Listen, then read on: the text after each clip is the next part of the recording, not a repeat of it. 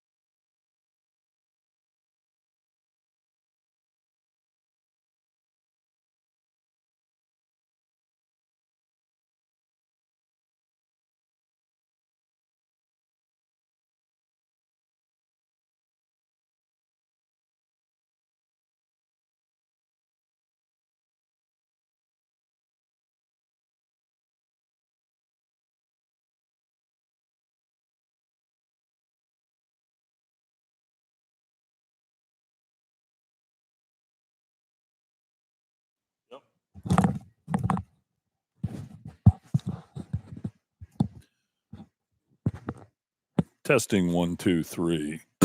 Excuse me. Testing 1, 2, 3. This is a test.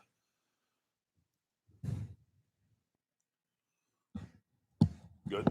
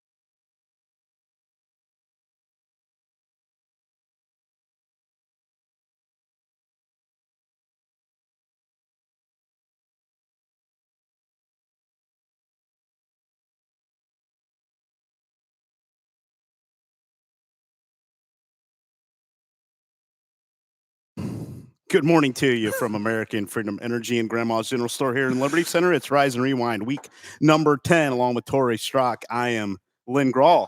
Good morning to everyone out there. Jack Dawson, good morning. Kenny Stabler's up and listening to us, and Jay Brown is too, our regulars. Our regulars, man. You got to have the regulars. That's how any great establishment survives, right?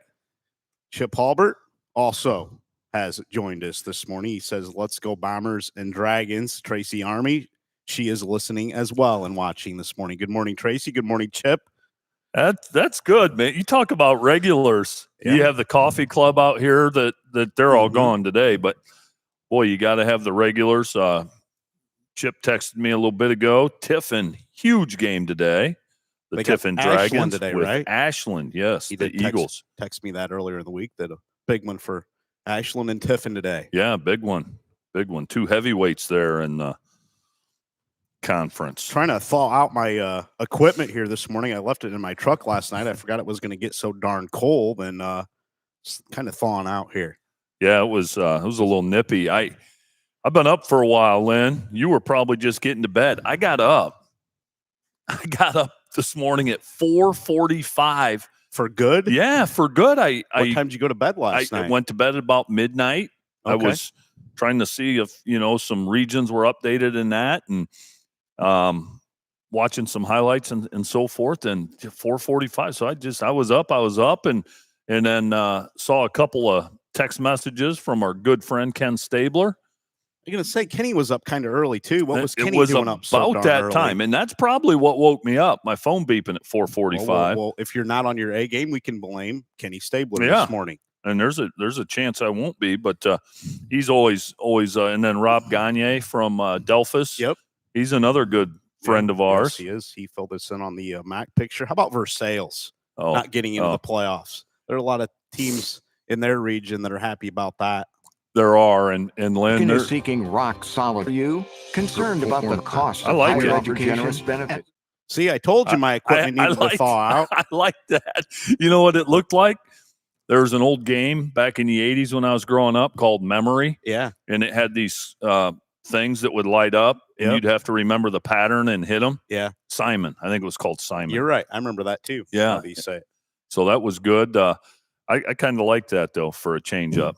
Woke me up. The heck was I saying? Oh, there are. So as I was up at 4:45, I combed through literally every region, as you have already this morning. But there were a couple of, and I'm not going to talk about them today. We'll get into them in the coming weeks. But there's a couple top 4 seeds that I'm looking at, and I'm going, they are going to get bounced. They're going to take their bye, and then they're going to get absolutely bounced. Yeah. Because of the schedules and things, you know. Right. And Versailles, again, would you want to play Versailles in the playoffs? No. And there's how many teams in their region could they bounce? They may be the favorite if they got in. And they don't get to play in the tournament. They don't get to play. No. Had Marion Local on the ropes, as you remember, a few weeks ago, and then went on that losing streak since then. Lost their final 5 of the season. Lost to Anna by 28. That was kind of the outlier. Lost by Munster to 2. Coldwater, they got sanded a little bit there, 44-14, and then 26-20 to St. Henry a night ago.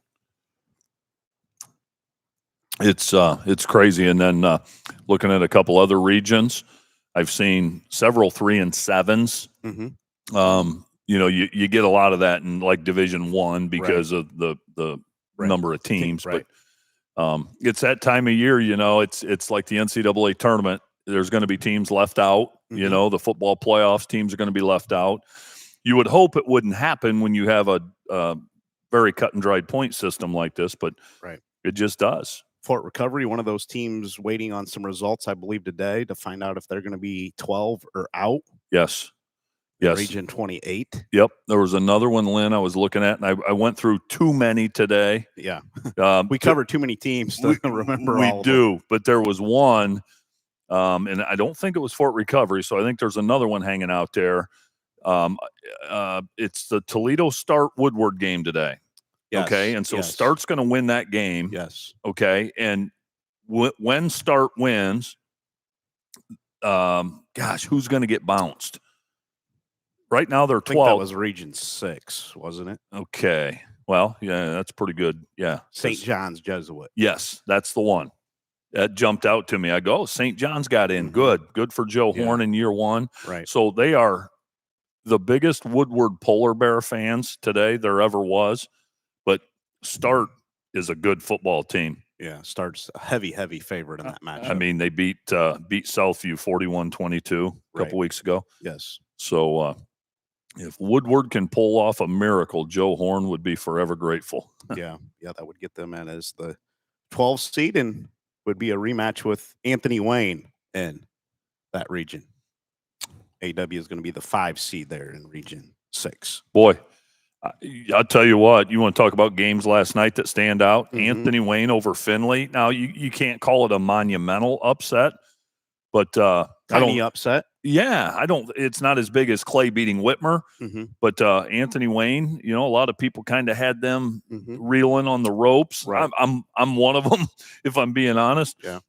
And they go on the road to Donnell Stadium and win that last night and secured the 5 seed. So they earned that 5 seed. For sure. Liberty Center is going to get a rematch possibly with Eastwood here in a couple weeks. Interesting. Or Oak Harbor, the team that they played the last couple years in the playoffs. Yeah. So 8-9 matchup there at Region 18. Yep, that one stood out. Will be interesting. Eastwood will have Drew Ludhart this time around. Not the same Oak Harbor team that the Tigers saw last year. Yeah. And so the one that jumped out at me in that region, Lynn, the seed, Liberty Benton. 5 seed. 5 seed. and it is what it is. You know what? They're just going to have to play an extra week. They're going to have to play an extra week, and then unfortunately, they wouldn't get Liberty Center neutral, would they? No. They'd be at Tiger Stadium. Get them in the regional semis. So you play who's in front of you. The one thing you could have never imagined happening in a million years when you were making the schedule a few years back is Ottawa Glandorf going 0-10. If the Titans win a game, yes, if they win one game, they would have been the 4th seed. Now, it doesn't matter much because you're still going to see Liberty Center at the same point. You are. You're just playing an extra week. They don't have a bye now. They're gonna roll in the first quarter in their matchup this week and have a heavy advantage, but you're still risking the injury in that game. You are, and then let's be honest. I wouldn't want to play. No, I'd rather play them on at Rex Lindgren Stadium. Right. You don't want to come in here if you don't have to. But it is what it is. They're in the tournament. They're really good, and they played here last year, so it's not like it's foreign territory, right? Yeah, they got a little bit of experience, but it'll be a madhouse and not a friendly environment. I can tell you that. It'll be a madhouse when the Liberties tangle. If that game comes to fruition, I know we're getting way ahead of ourselves and games have to play out, but that'll be a packed house. Oh, you may need to park right here at American Freedom Energy for that one and walk. I wouldn't be surprised if Glenn Badenhop has some sort of shuttle arranged. I think they did a year ago. They may have, especially if the weather's not ideal. It was a little nippy late last night. I'll tell you that. Yeah. Get some rain or possibly some snow in November at that point. I mean, you could. You never really know. And, the big elephant in the room is down in Southern Ohio this morning as the Ironton Board of Education released an official word that the Fighting Tigers will not be in the postseason. The defending Division 5 state champion Ironton squad. Yeah, boy, that's gotten some traction on social media, especially with the history and tradition of that program. A lesser tradition-laden program wouldn't have got the coverage. But, Lynn, I've got one thing and one thing only to comment on the entire situation, just to make it for the sake of brevity. So many times, and I could give other examples within school systems. I'm not going to do it right now this morning, but when the adults in charge make poor decisions, it absolutely affects kids. But when that happens, we can't turn around and blame the prosecutor and say, you're hurting the kids. Whoa. Rewind. Your actions led us to this point. Yes, unfortunately, the kids are the victim because of your decisions. And I talk to my students all the time, Lynn, about personal responsibility and accountability. Doggone it. And when you don't do that, then unfortunately there's innocent bystanders that get caught in the crossfire, and it happens to be the Ironton kids. Period. End. Well said. And piggybacking off of that, don't blame the OHSAA in this instance. Bingo. I know I knock the OHSAA a lot, and deservedly so at times. But in this instant, do not print T-shirts that say Ironton versus the OHSAA. Maybe you should print T-shirts that say Ironton versus your coaches and your administration. This isn't just this year from that report that the Board of Education, I shouldn't say report, but statement they put out. There have been some other instances of this in Ironton. You know what goes on in your school and with your team. Don't tell me you don't know. I'm a media person, and I know what goes on with a lot of these teams, and I'm not there every day. Yep. Believe me, they knew in Ironton what was going on and what they were doing. Yep. Take your punishment. I know the kids are punished, but blame the right people. Lynn, and darn it, too many adults are ruining our society these days. I'm tired of it. Yep. Yep. And these kids don't get a play for a state championship now because they would have been one of the teams that would have had a chance in Division 5. They won it a year ago, and they would have had a chance again this season. Yes, they would. Yes, they would. Putting your own desires and wants ahead of what's best for kids. And again, you see it across society. And then you want to hide behind it affects the kids, it hurts the kids. And Lynn, you're right. Any blame that's put on the OHSAA is misguided here. In fact, I want to salute the OHSAA for standing strong because we've seen the NCAA get absolutely pushed around like a bully pushes around a kid on the playground. Yes. And for the OHSAA, we've got to have a governing body. You don't have to agree with everything, but if we don't have a governing body, you think it's a Wild West now? Good luck. Those guys in Columbus did the right thing here. And, there's a lot of chatter out there that there's more than iron. There is. Believe me, there is. But you can't catch everybody. It's like speeding, right? Right. You can't catch everybody. I would just urge adults to do the right things for our student athletes. Yep. Amen. Well said, Lynn. I mean it. It is the elephant in the room. And so you can just bury your head and act like you don't. It's real. And kudos to the Ironton Board of Education for releasing that statement. I thought so last night too. It may have been a little bit later than what it should have been. Word came Thursday night. They told the team that they were not going to be in the postseason. I don't know how that word came from the OHSA. I've heard some things, and I don't want to speculate how that word, but it got to them Thursday night, and that's why they were kind of protesting yesterday morning. And the Board of Ed put out a statement. Had to have been pretty late. I think I had already gotten home till it had come out. Yeah, and the OHSA is supposed to release a statement this morning, and if we get that and somebody sees it, please comment if you can. If there's something that comes out from the OHSA that may give some more direction on what actually happened and why they're banned from the postseason. And they're banned from the postseason for a couple more years too. Some coaches got suspended as well. Yeah, and the coaches can't coach in the playoffs. I know next year through 2027, 28. I think it was. Yeah. So there's some other ramifications. And I'll be honest with you, if this would have happened 15, 20 years ago, I think the punishment would have been steeper. Probably. I think they and in fact, I think the statement released by the Board of Education went as far as to say they backed off of some initial possible repercussions. I've heard, I don't want to get into too much, but some things I've heard from some people that know this goes pretty deep. Pretty deep. Boy. And I've always loved college because I felt like it was pure, right? We've lost some of that innocence, haven't we? Oh. And so then all I had left in my own little world was high school, the sanctity. It's pure. It's everything that's right. And it still is, mostly. But doggone it, I don't like those blemishes and chinks, man. I don't either. How about Division 5? Back in August, you had Ironton and Harvest Prep as your state champion favorites, and then Liberty Center in that discussion too. Harvest Prep doesn't get into the postseason, and Ironton is banned from the postseason. Oh, landscape changed, didn't it? It did. Who has me kind of curious in Division 5, and you sometimes we're just in awe of a name like a Maslin, whatever, but Youngstown Cardinal Mooney. Yeah. Anytime you have Mooney at the top of the heap in any of the regions in your division, you're going, wow, are they as good as like they used to be? Because they played Coldwater, seemed like every year, in the final. Yeah.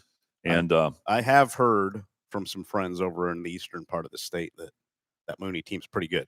Okay. Which we knew, but backed up. Yeah. Okay. Interesting. Their game with Youngstown Ursuline, speaking of scandals, was canceled.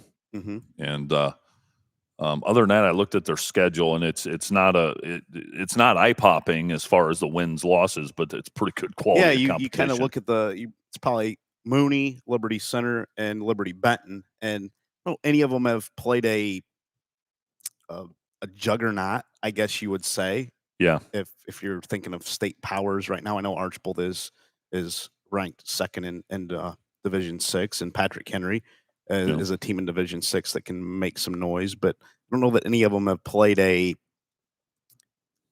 super high caliber team, maybe. I would agree. With that. Looking at Cardinal Mooney's schedule, some key wins. Beat Chardon, who's won a couple state championships. They have a different head coach at Chardon that won those.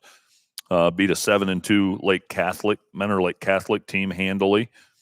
Beat South Range, a team Liberty Center is familiar with, Canfield South Range, beat them 38-30. And then they would have played Youngstown Ursuline last night, but that one was canceled. They had a loss to Steubenville, a 7-2 Steubenville, 27-24 in overtime. So that tells me right there you're probably pretty solid, you know? Yeah. And then lost to a 9-1 Canfield team, 24-14. So Mooney's tough. Yes. Yeah. So are the Tigers, though, buddy. Yeah. So are the Tigers. Yep. When they're clicking, when their ground game's clicking. Talk about their game with Archibald as the show goes on. But, yeah, the LC Tigers, pretty good again. Yep. And the depth, Lynn, the depth is huge. They're the total package. Like if you said, well, you know, if you had to find a weakness or two, I think a lot of years you can find maybe something on every team. But this year with Liberty, it's tough. Sometimes it's easy to pick on the secondary, you know. Right. No.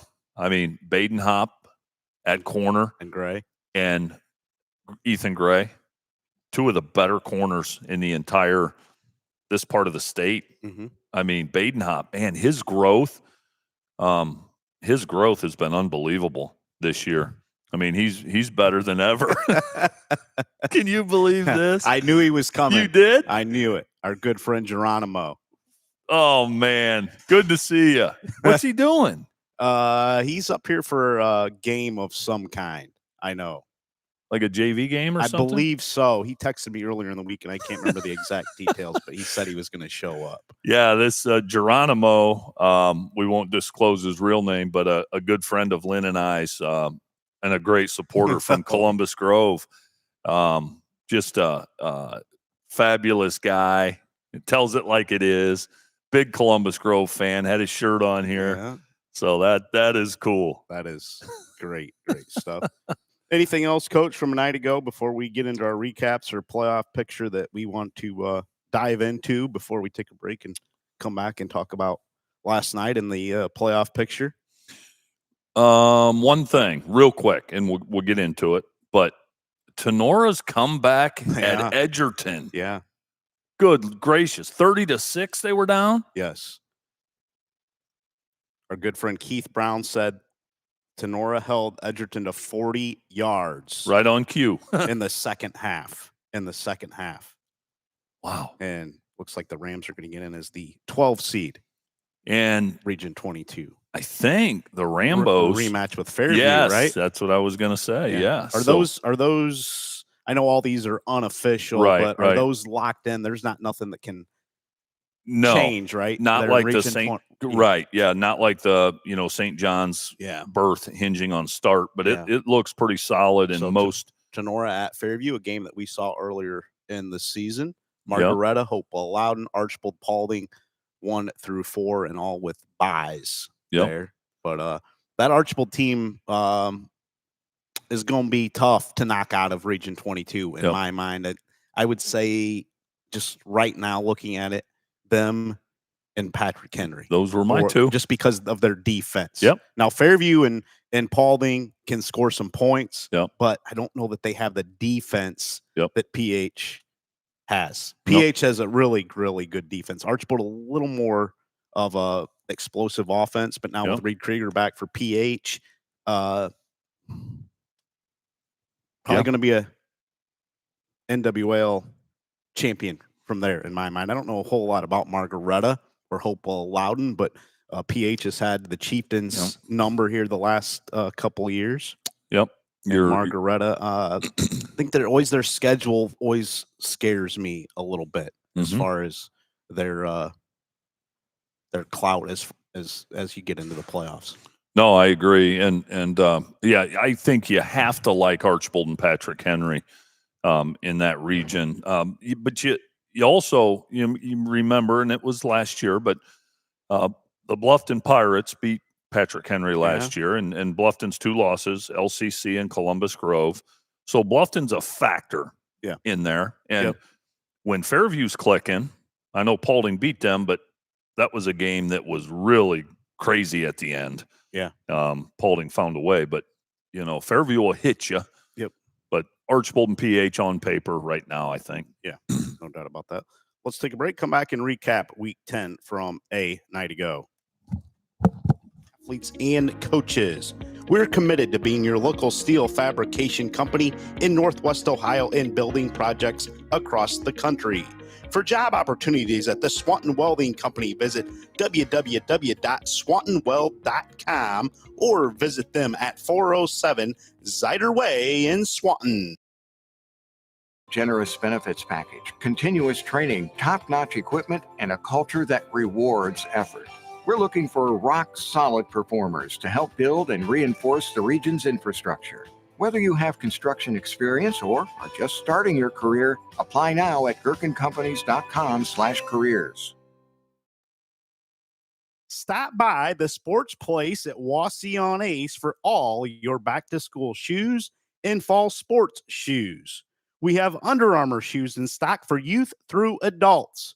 The Sports Place will keep you and your family in style without breaking your wallet. Also, the Sports Place at Wassee-on-Ace is your new headquarters for sporting goods in Northwest Ohio. Stop in to see our selection of equipment, practice apparel, Letterman's jackets, and much, much more. Plus, we offer custom-made t-shirts, embroidery, and other apparel in one convenient location. Visit us at 1495 North Shoup Avenue in Wassee-on.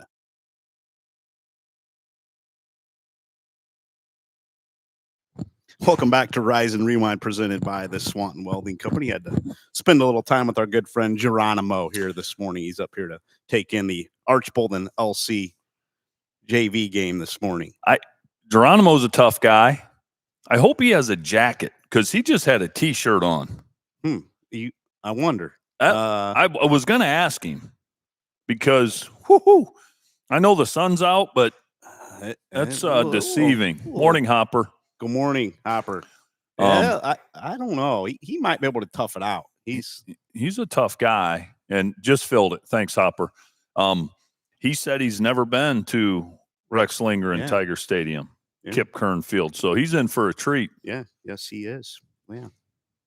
Wonder if he got any cheddar brats or anything back there. I don't know. He could keep him in his car while he's watching the game. We're not going to thaw out much.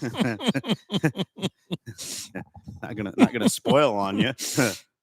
No, they'll be good. I'm going to walk out of here with some today, buddy. Are you? I might grab if there's some Sonnenberg Farms Delmonico ribeyes in there. I'm going to grab some of those, and then for my college football feast. Nice. I like that. Going to start in the non-conference. Toledo Christian with an OT win last night at Corey Ross in 2017. Josh Hilrich of TC scored the game-winning 20-yard touchdown in overtime after the Hornets kicked a field goal in their OT possession. Hilrich ran for 57 yards, also threw for 122 and another score in the win. Josiah Hilrich caught 6 passes, 104 yards, and a touchdown.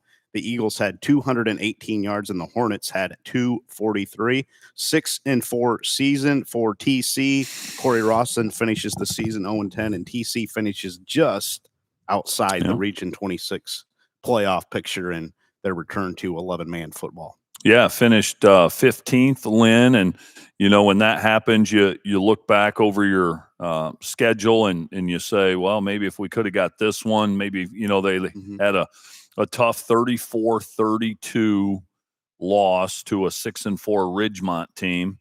And that might have been the boost they needed, but at any rate, I'd say a great first step in the return. Yeah. Headed to the SBC, I believe, next year, where they start conference play after playing an independent schedule this year. Okay. Good for them. That'll provide some stability. And then what's cool, too, for the kids, I know it's not about this, but when you're part of a conference, or I think the SBC has divisions, right? The river and the whatever. Good luck trying to figure that out. Yeah, no, that's track. That's a mess. But So at least if you're in a division, your kids can get all league honors. And the bottom line is your all district and state honors hinge on what you get in the league. So, and if you're first team all league, then you're going to be all district. And if you're first team all district, you're going to be all state. So league voting matters, and it's good for those kids. Looking forward to following TC as the years progress. I know their enrollment numbers are looking very good at the younger grades too, from what I've heard from some TC folks, and Coach Skeels and his coaching staff, first class. Well, they will have those guys ready for the gridiron and also in life. I'll tell you that. Well, they will. And the only other thing I'll say about Toledo Christian, if I lived in that area and had children, that would be one of my top considerations as an institution to send my kids. Toledo Christian's a great place with great people. Yeah, I know our good friend Jeremy Wolf is sending his young man there. I think it's a great choice by Wolfie. And Dave McWinney, longtime boys basketball coach at Toledo Christian, good friend of mine. They're just class up and down. Yeah. Andrew Skeels is class. Yep. Great folks there. Tim Wensink, so good to us. Yep. St. Francis, 44-6 last night up in Riverview, Michigan. The win there. Eli Beals, 162 yards rushing, 3 touchdowns, and St. Francis bounced back from that loss to Toledo Christian from a week ago without any issues, whereas St. Francis looking in Region 26, or I'm sorry, Region 6. Yep. So St. Francis, Lynn, again, anything we say today is unofficial. Yeah. But officially unofficial. Yeah. But they have the 7 seed unofficially, and they will draw Parma Heights Valley Forge, who is a 5-5 football team. Kind of alternated. They lost 3 straight early in the season and then kind of traded wins with losses the second half of the season. And they won 49-20 over a 1-9 Normandy team last night. So I would like St. Francis's chances to move on. I would too. And they would get the 2 seed next week on the road, which is. Well, looks like the Wadsworth Grizzlies, who tied with Medina Highland, both a 32.15 average. But it looks like Medina Highland, they'll go to 3rd level to break that. But the Wadsworth Grizzlies are legit. Brian Hummer, Napoleon graduate. Coaches at Wadsworth. Okay. And former Napoleon AD, Brad Musgrave, just retired from Wadsworth. So a little familiarity there. They love their football in Wadsworth. They're the Grizzlies. Wonder if Coach Dick Cromwell is watching this morning. He told me last night he would be. Okay. You think he's out on his patio, Coach? You out on your patio this morning? He better have some layers on. That'll raise your manhood if you're out on the patio this morning, Coach. Coach Cromwell a lot of times will send us a pic of him lounging or whatever with his coffee or Pepsi, whatever he has. I want to see a picture of him outside with his coffee. I do too. I want to see that myself. Let's see if that shows up here this morning. If you're listening, Coach, good morning. Yeah, good morning, Coach.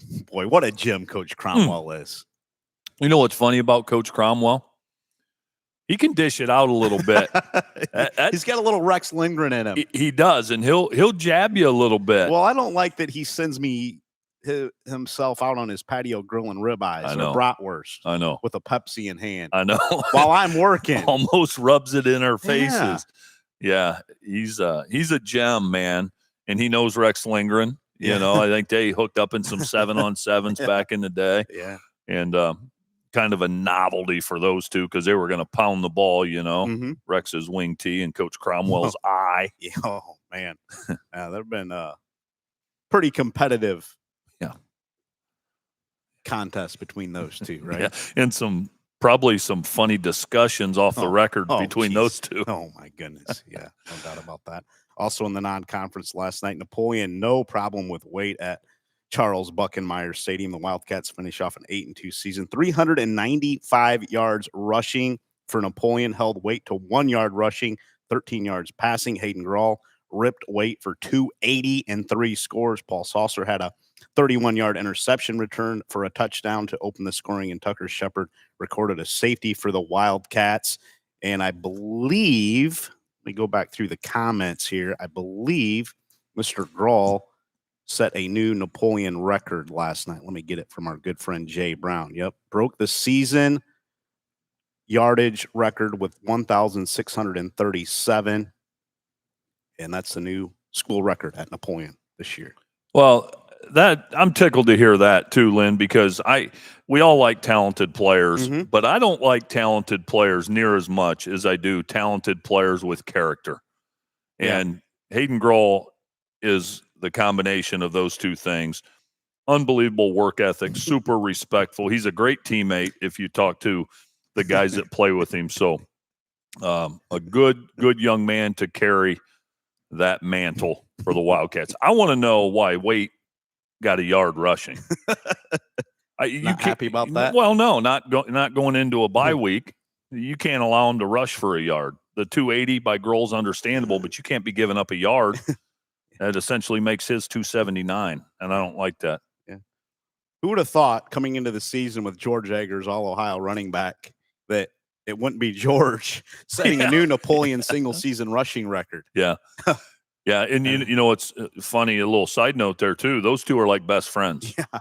And so I guarantee, and this is George Eggers, he's probably happier for Hayden than Hayden is happy. You know? Yeah. And George's injury lent, that's what lended to Hayden getting so many carries early in the season. And I guarantee George is happy to be in the background saying, "You keep going, buddy." Yeah. He's just the character of so many of those guys, and that's why I'm tickled to see where Napoleon's at right now, just because of the quality of the kids on that team right now. You get that text too? I'll let you. We can't read it, but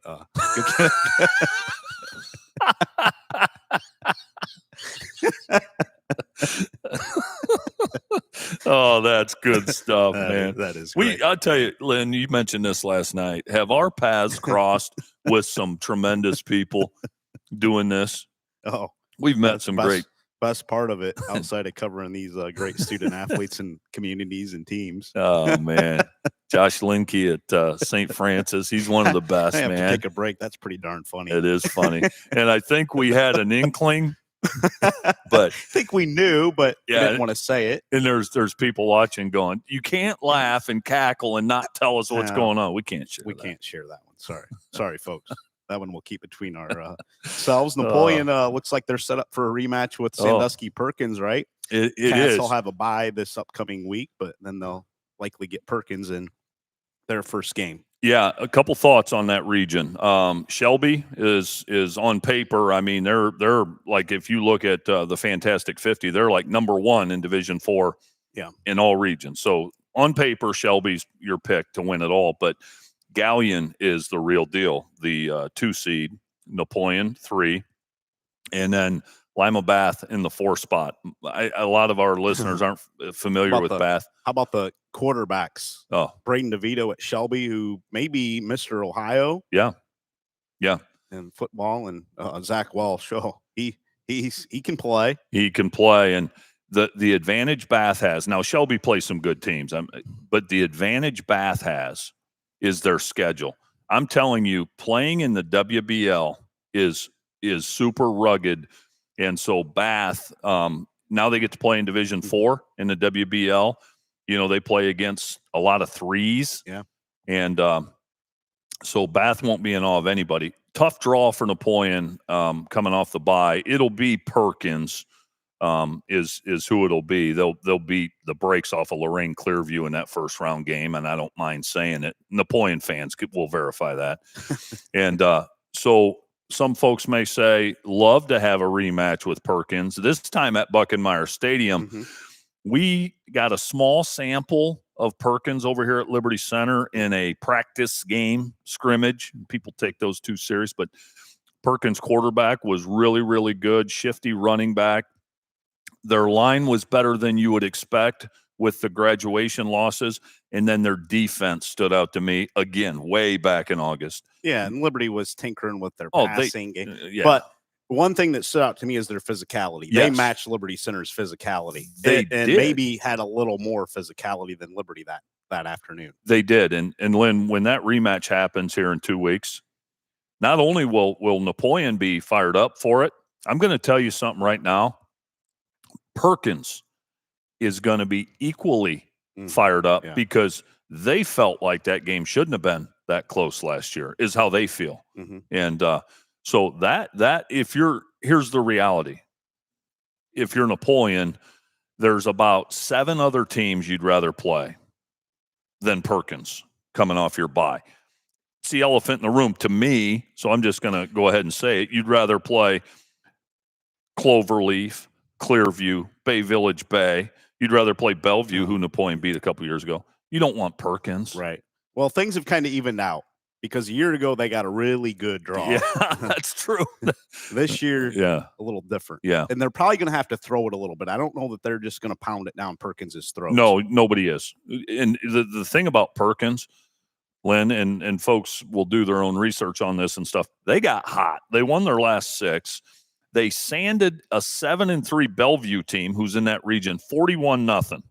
Okay, they beat Clyde 63-14. Now Clyde's not as good this year, but they're still Clyde. Huron 41-6. They beat a solid Columbian team last night 43-14. Here's what stands out to me: they lost to Harvest Prep 20-13. People that aren't familiar with Harvest Prep's schedule: Akron, Hoban, Bishop Watterson, Akron, St. V. I mean, it's crazy. And then they lost to St. Francis de Sales, Toledo.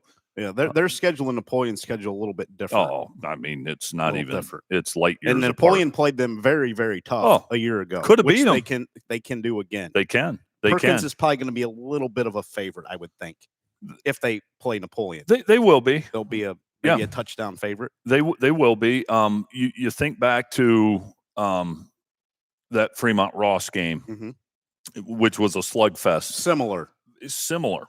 And so I agree with what you said. You said something a minute ago I totally agree with. Napoleon will have to hit some passes in that game against Perkins. I was super impressed with their quarterback. Now, that was 10, 11, 12 weeks ago. What's their health like? I can say this. I don't know what happened last night, but Napoleon's about as healthy as you can be going into a bye. Right.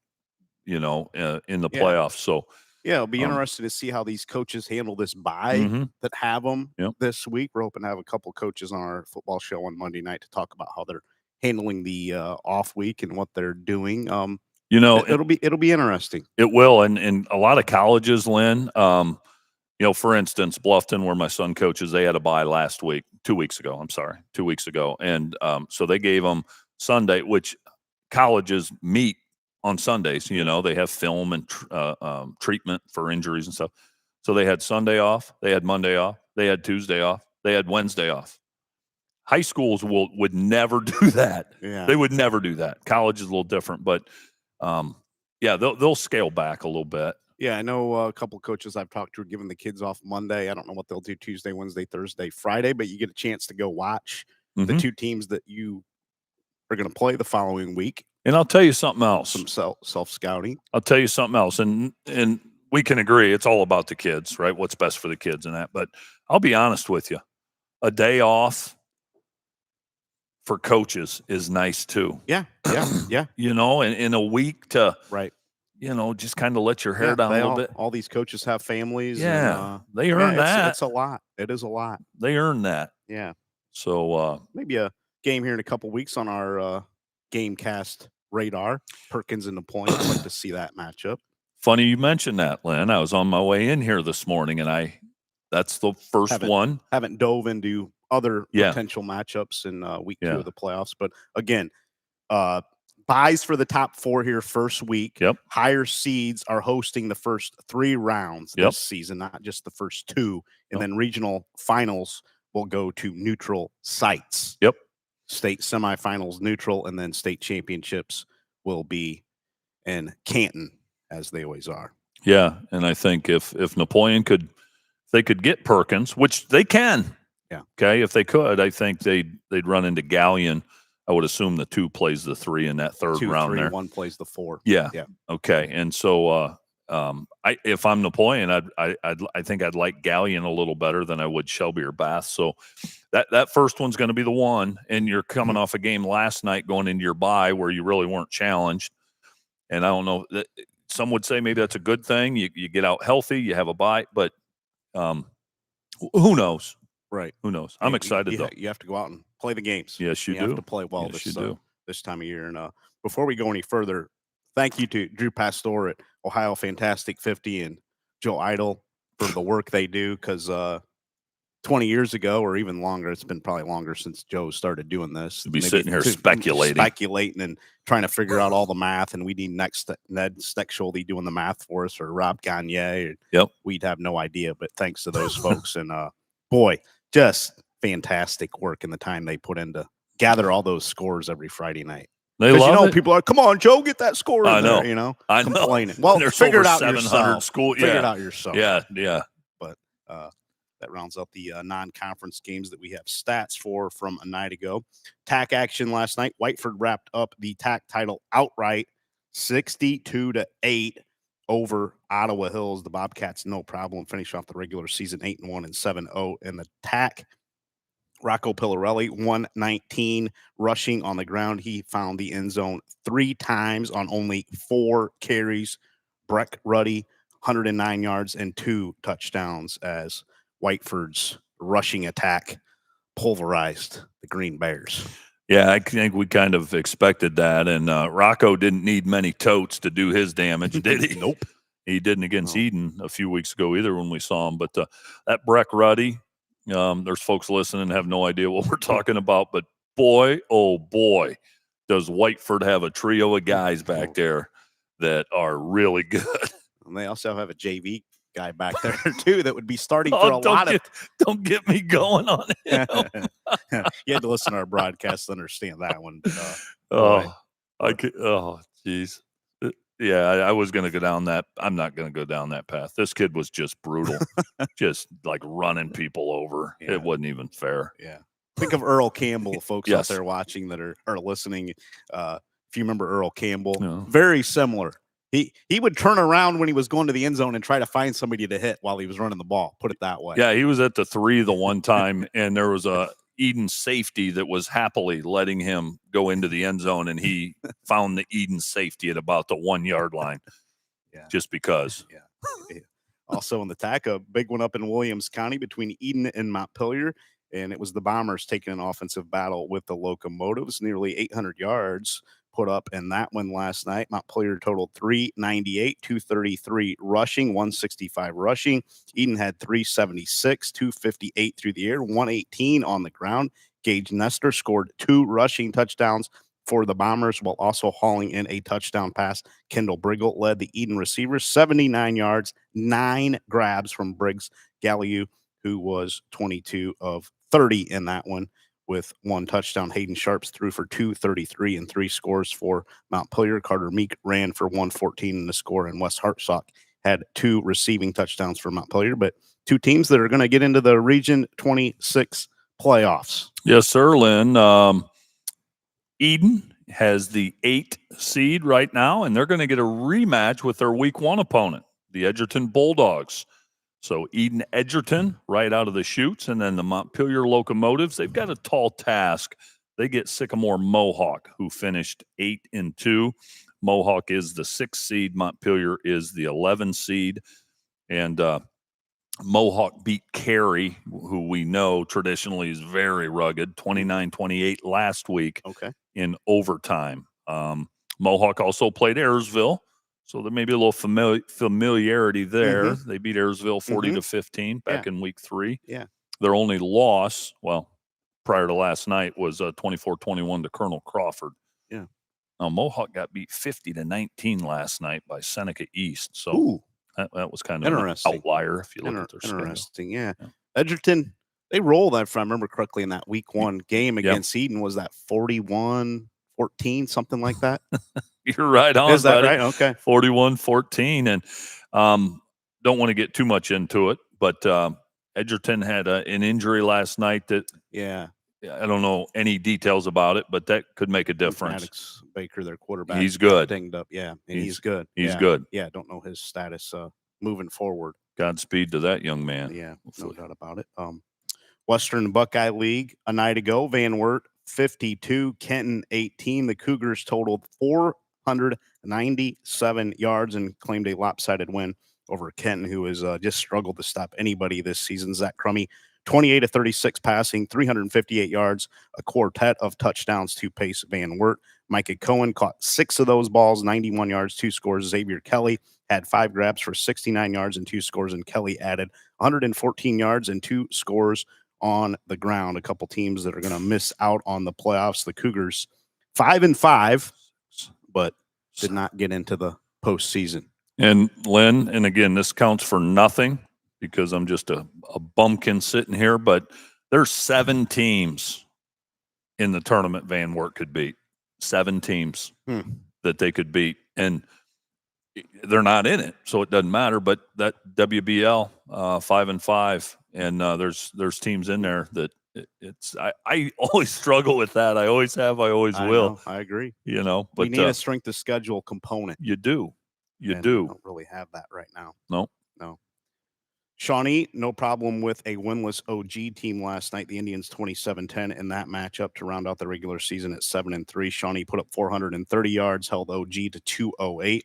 Titans finished winless for the first time since 1995, while the Indians won 7 games for the first time since 2009. Shawnee signal caller J.J. Spiker was 12 of 21 through the air, 167 yards and a touchdown, while Isaac Meeks ran for 129 and had 3 trips to pay dirt as Shawnee picks up the win. Where is Shawnee at in the playoff picture, Coach? Shawnee is sitting at 7, Lynn. Now, that region isn't 100% defined yet. It won't affect Shawnee.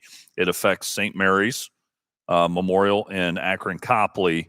Somebody's going to be 8, somebody's going to be 9, depending on whatever is depending. But Shawnee will play Parma Heights Holy Name, and then the winner of that one would get Wapakoneta. Ooh. So could be a Shawnee Wapak rematch. Talk about Wapak here in a second. Yeah. So Shawnee Wapak week, or when they did play, was 42-14. Yeah. Wapak. Yeah.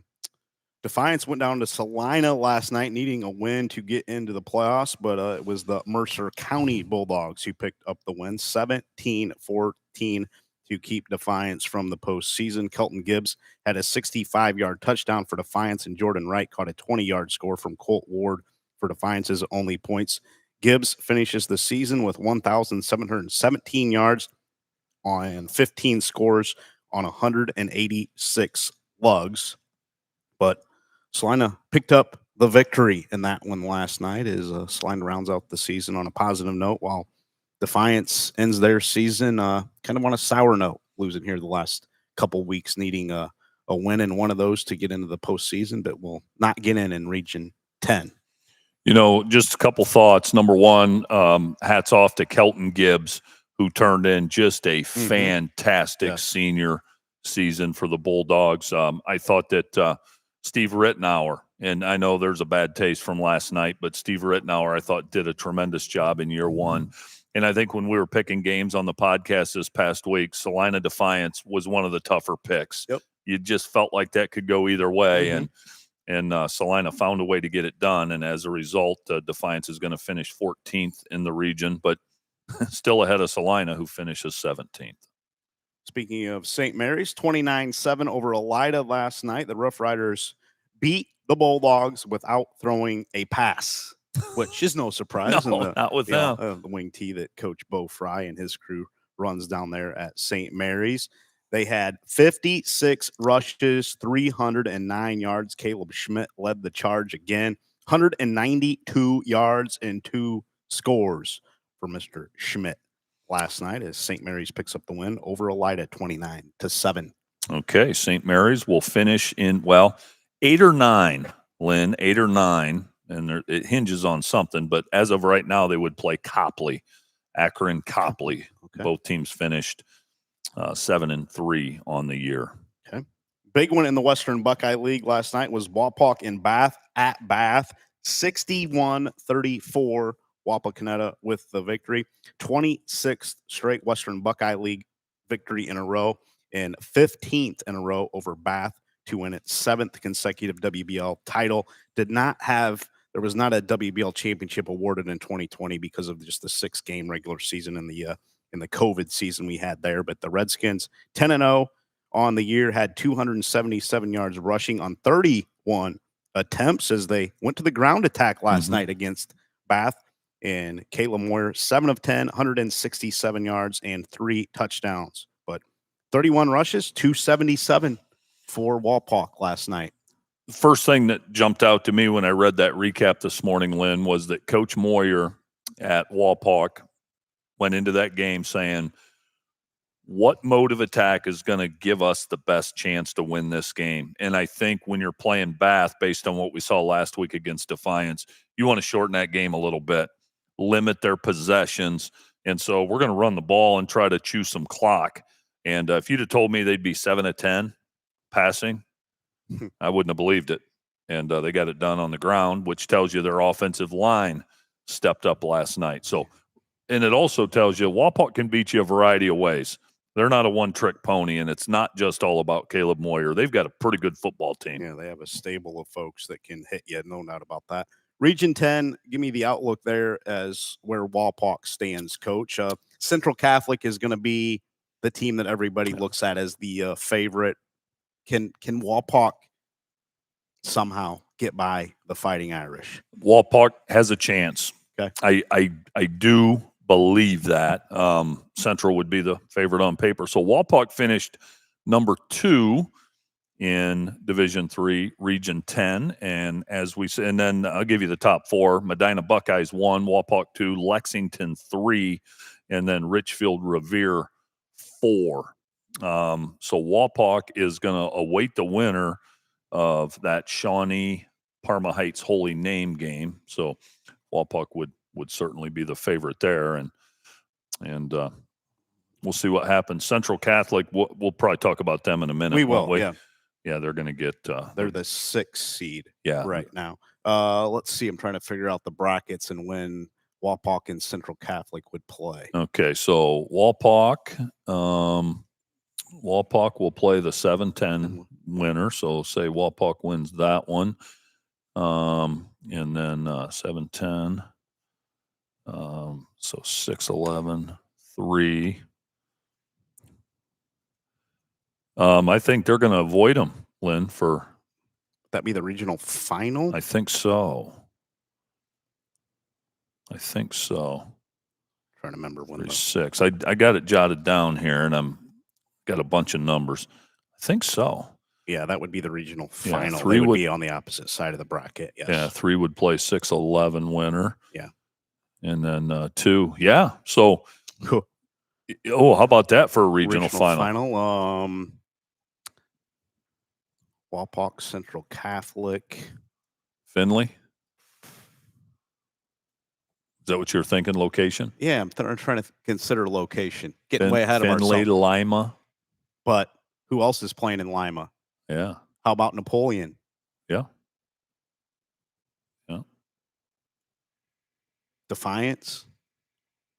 I like Napoleon. I like Napoleon for that one.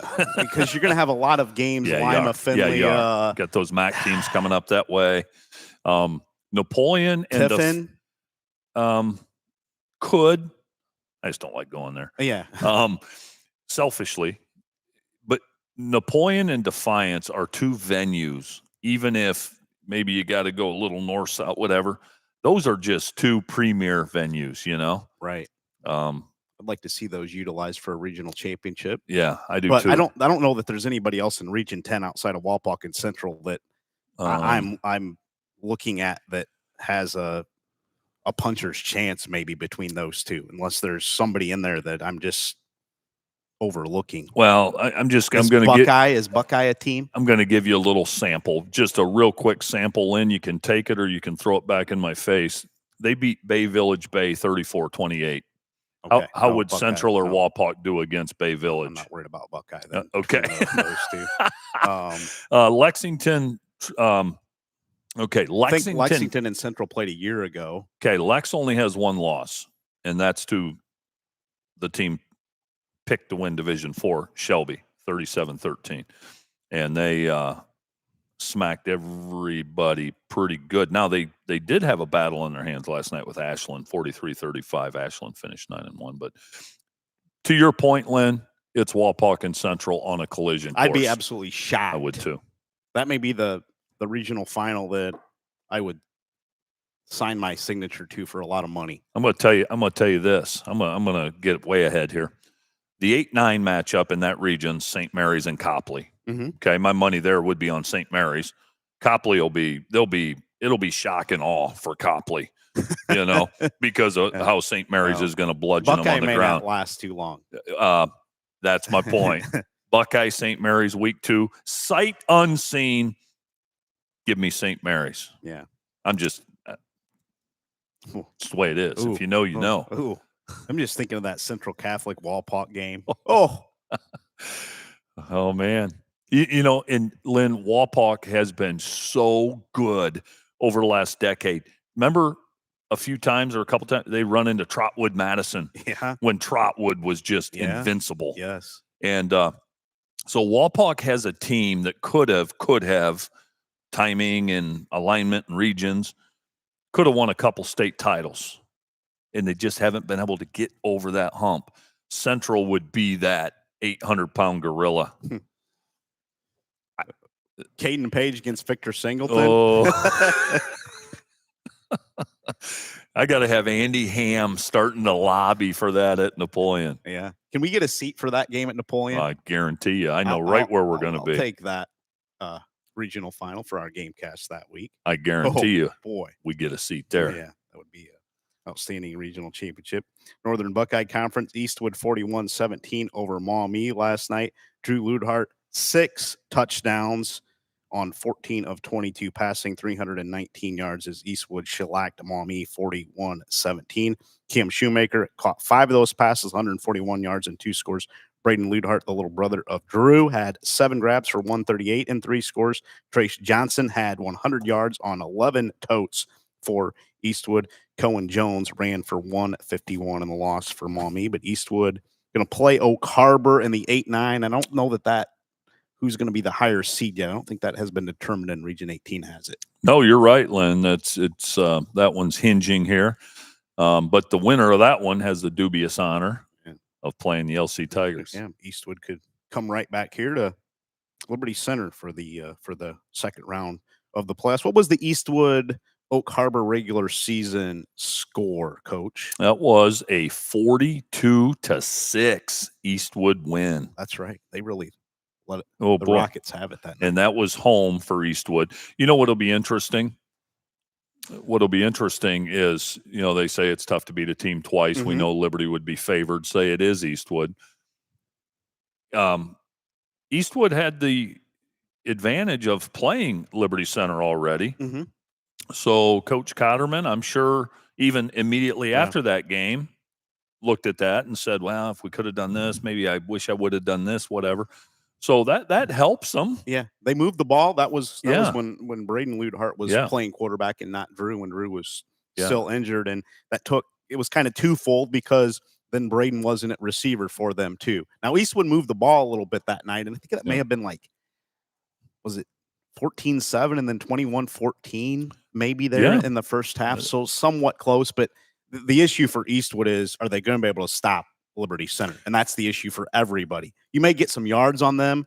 Archibald did it a night ago. We'll talk about it here later. But are you going to slow down Garrison Cruz and Thomas Moeller and that just brutal offensive line that they have? You took the words out of my mouth. It's not even as much about how much can you score on Liberty. It's, can you slow them down? I'm not even saying stop them. I wouldn't even go that far.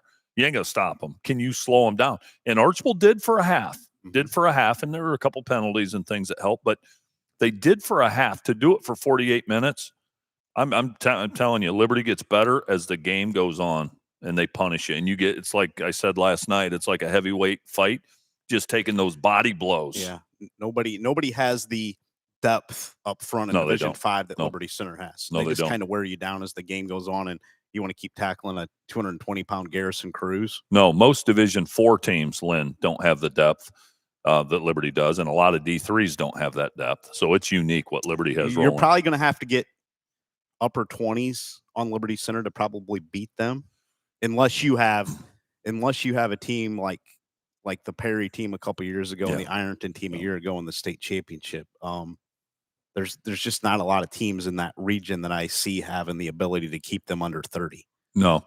And even when we look at Liberty Benton, Liberty Benton absolutely will move the ball between the 20s if they meet Liberty Center. They'll move the ball between the 20s.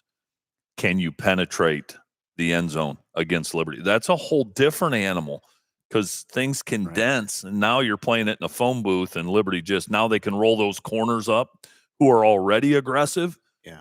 Whew. Yeah, they're going to be a handful, and we'll see what Liberty Benton can do against the Tigers if that game comes to fruition. Yep. Also in the NBC last night, Otsego 42, Fostoria nothing. Knights pulled away from Redmond with 28 points in the third stanza. Chris Kazmaier, 162 yards and 2 scores to pace Otsego. Mason Kramer had 100 yards and a score, and Keegan Hutton added 97 yards and 2 scores. Otsego will be out of the postseason, and Fostoria rounds out the year with no wins under their belt. Yeah. Coach Craig Rutherford, I'd say a solid season. Boy, they had some youth, finished 14th in that region at 5-5, but we haven't heard the last of Otsego, Lynn. No, I agree. They're going to be good. Kind of rebuilding that program a little bit are the Rutherfords there in Tontagony. NWCC, how about North Baltimore? Another impressive win, 48-8 over Upper Scioto Valley last night. The Tigers coasted again to complete a perfect regular season, its first in 30 years. Luke Long threw for 157, including 119 to Cooper Clark, who also had 123 on the ground, as North Baltimore will be the 2 seed in Region 26. Is that right? 2 seed. And Lynn, they're going to have their hands full. They get the 7-10 winner, right? And it's Pandora, Gilboa, Arlington, 7-10. And Pandora Gilboa won that game convincingly over Arlington I say convincingly, 24-14. But if Pandora Gilboa wins that rematch, North Baltimore will have a colossal mountain to climb against Pandora Gilboa. They just will. Agreed. Yeah. See where North Baltimore can go once we get into the postseason. They're going to play some tougher competition. Well, once we get into the playoffs here. Yep. Kenny Stabler, why can't we get a strength of schedule component? Shouldn't that be a real possibility?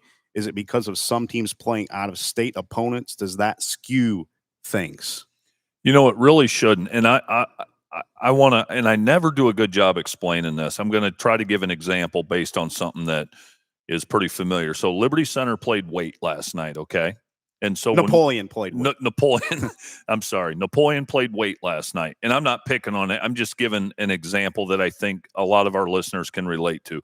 So when we talk about strength of schedule, people might be going, well, what do you mean? How do you do that? So you have level 1 points where you get awarded points based on who you beat and the size of that school, period. Level 2 points, you get points based on who they beat. Okay. So Napoleon, whoever they beat, when that team wins, then Napoleon gets second level points. Here's the level 3. Here's the strength of schedule. So, for example, last night, Liberty Center moved up to number 3 in the region. The reason they were able to, they played Toledo Waite, who's a Division Napoleon. Who'd I say? Liberty Center. Gee, I've got Henry County in my mind. So Napoleon played Waite. Okay, Waite had 4 or 5 wins going into that game. So Napoleon got first level points for beating a Division II opponent, which is like 5.5 points or 6. Then they get points for all the teams Waite beat, which are a lot of Division II and III schools. But here's the thing. Who did Waite beat? Woodward, Scott, Bowser. Okay. So you're awarding Napoleon those second level points for beating a 4 or 5 win team. But how good was that 4 or 5 win team? Who'd they beat?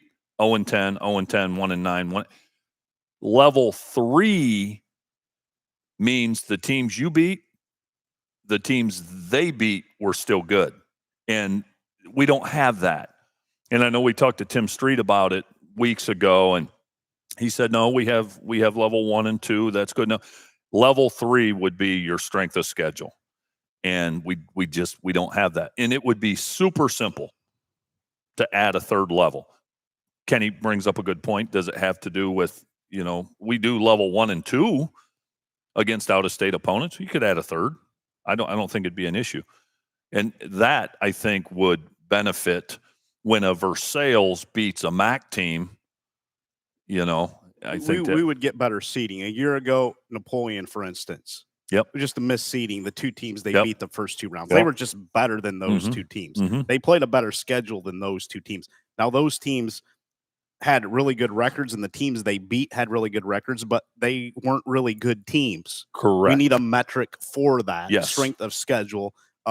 Kenny, yes, we can do it. Braden Martin does it with Martin RPI. Yes. It's doable.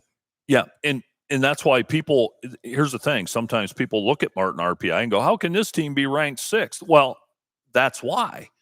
The strength of schedule component that I think makes all the sense in the world. Yeah. So Joe Idle could do the same thing. It's real easy. He's a math musician. He would figure it out. He would add one column to this beautiful chart we have here, and it would just sort itself out with his spreadsheet formula he uses. And I think we need to do it. And we do. I do think coaches, it makes them nervous because they don't understand what the strength. I've talked to them on a playoff committee that did a lot of work here in the offseason that has gotten the playoffs to 12. But talking to coaches and asking them about the strength of schedule, some like it, some don't because they don't.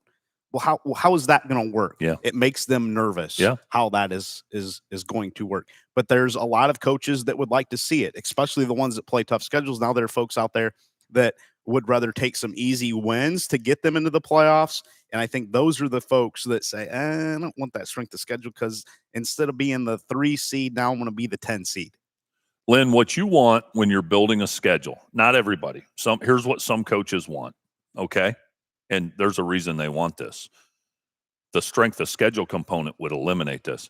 Coaches want a schedule, especially non-league, because you're locked into your league. So you're non-league. You want a team you're probably going to beat, but yet they're going to win some games. That's what you want. Mm-hmm.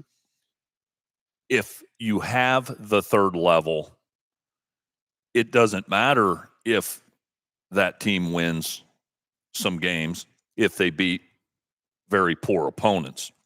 That's why some coaches don't like it, because I could rattle off 10 teams right now if I were a head coach.